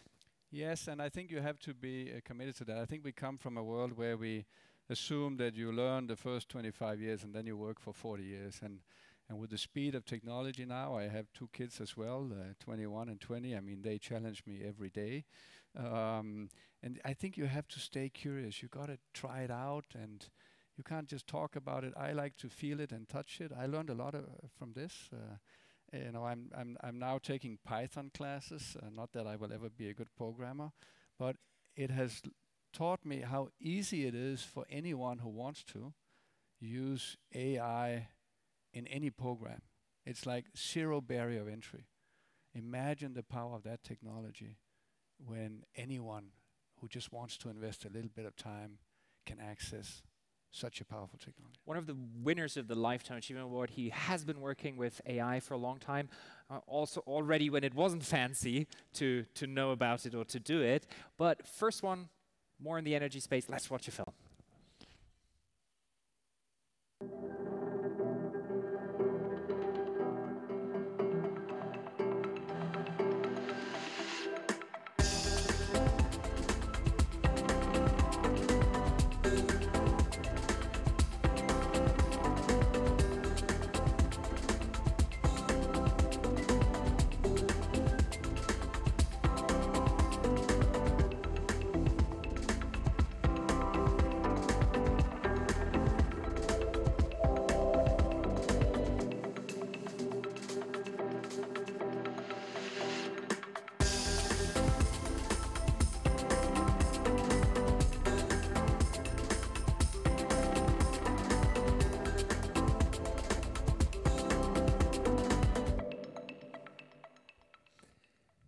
And welcome on stage, Michael Klosen von Lankenschulz.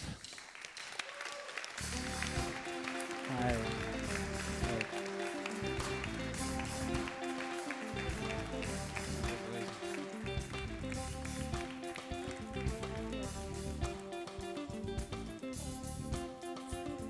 Sure, congratulations. You okay?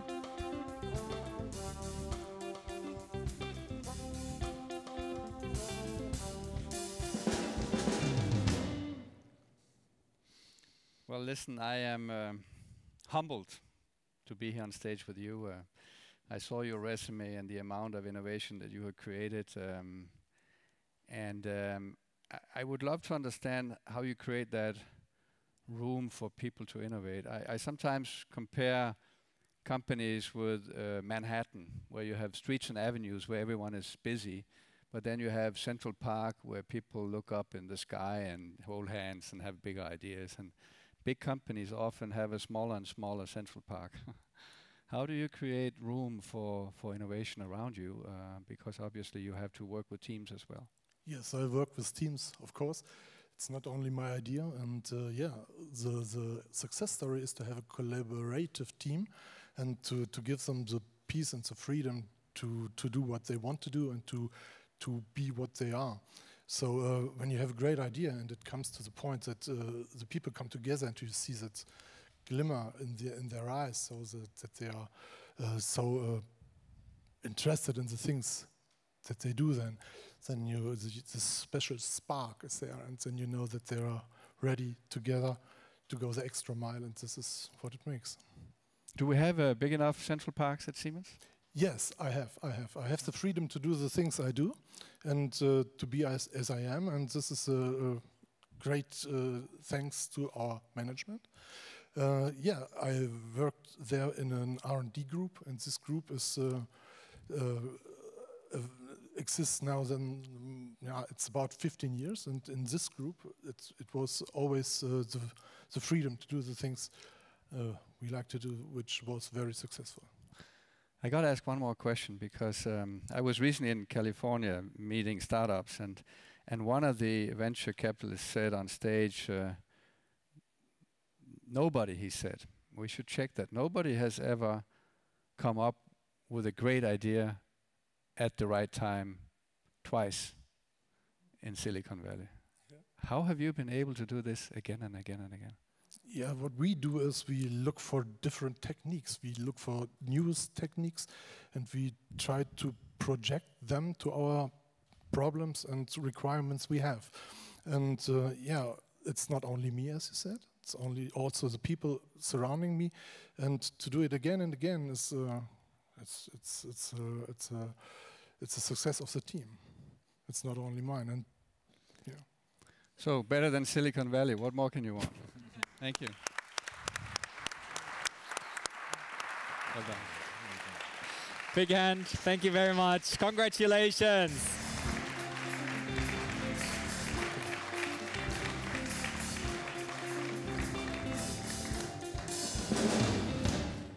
And now to the second and last Lifetime Achievement Award for tonight. Let's watch the video.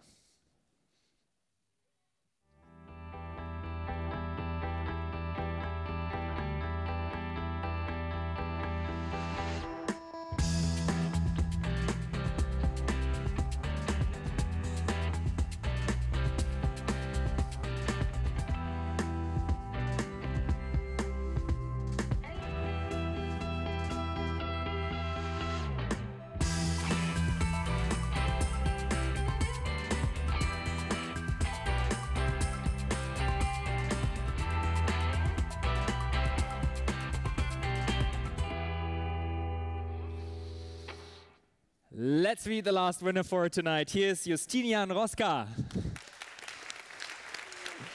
Good to have you.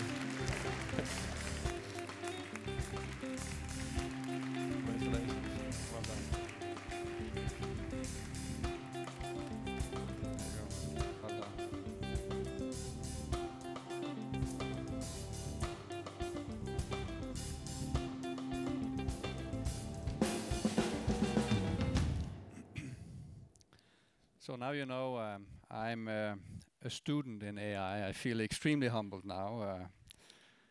And yet I kind of have this guts feel that this technology has an incredible potential. And maybe I'm overdoing it, I don't know. What I can use it for is pretty simple. If you look at your experience and you've worked with this for many years, where do you see this going? What are the biggest problems that AI could potentially take on in your mind? I'm honored to be the teacher. So, well, there have been advances, and maybe those weren't ready for prime time. I learned from some pioneers in the field of AI,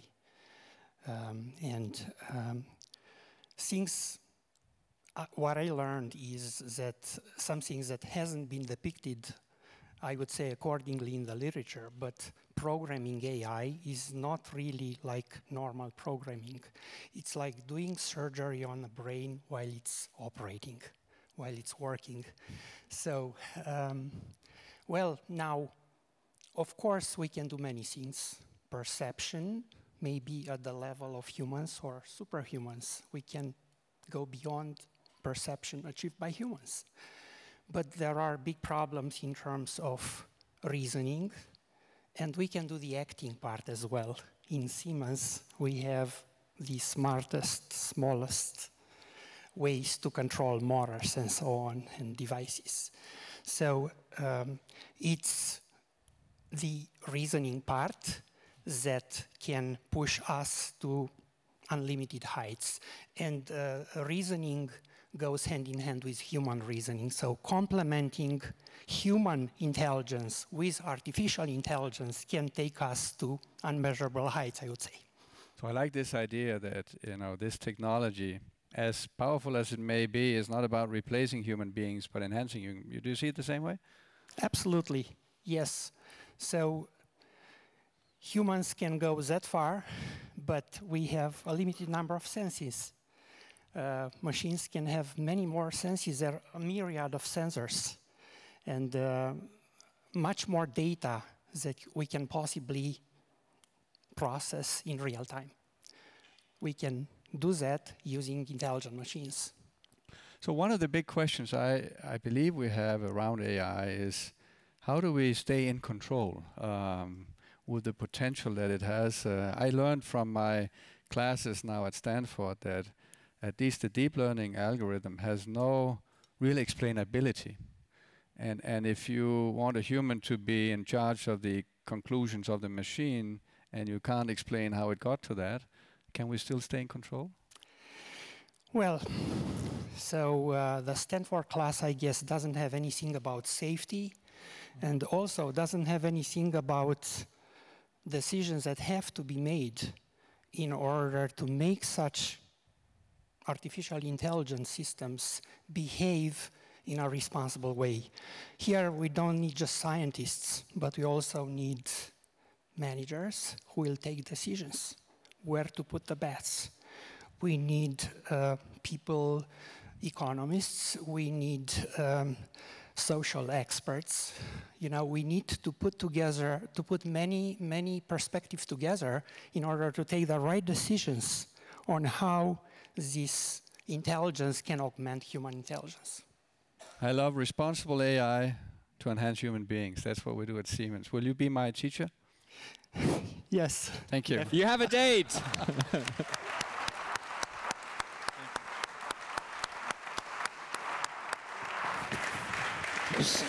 Stay here, stay here.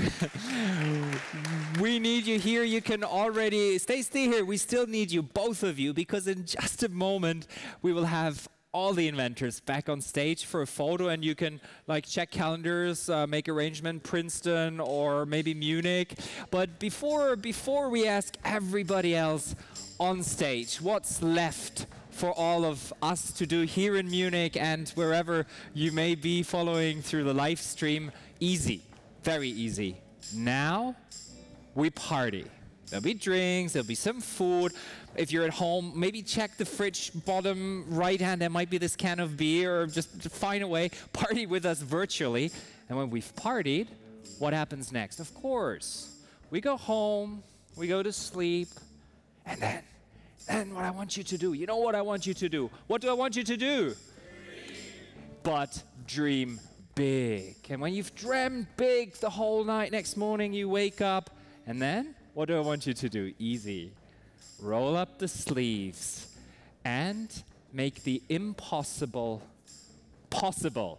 And with that, thank you very much to everybody in the room. I hope to see you in 12 months again next year with the 26 Inventors of the Year Award. And now I need all the inventors and all their honorary lauditors on stage. Join us here, and a big hand for everybody. Thank you so much. Come on stage. Well, it's a beautiful day to let them get away. It's a beautiful day.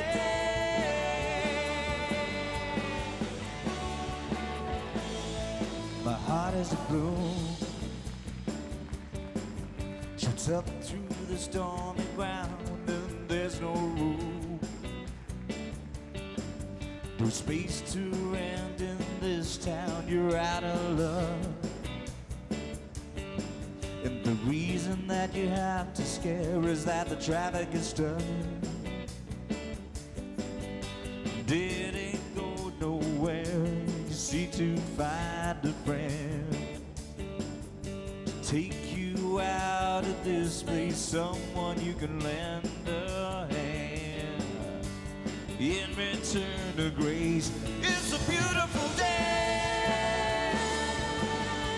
Sunlight through the sky, it's a beautiful day. Don't let it get away, you're on the road, but you got no destination, you're in the mud, in the maze of our imagination, you love this town. And if it doesn't ring true, you've been all over. And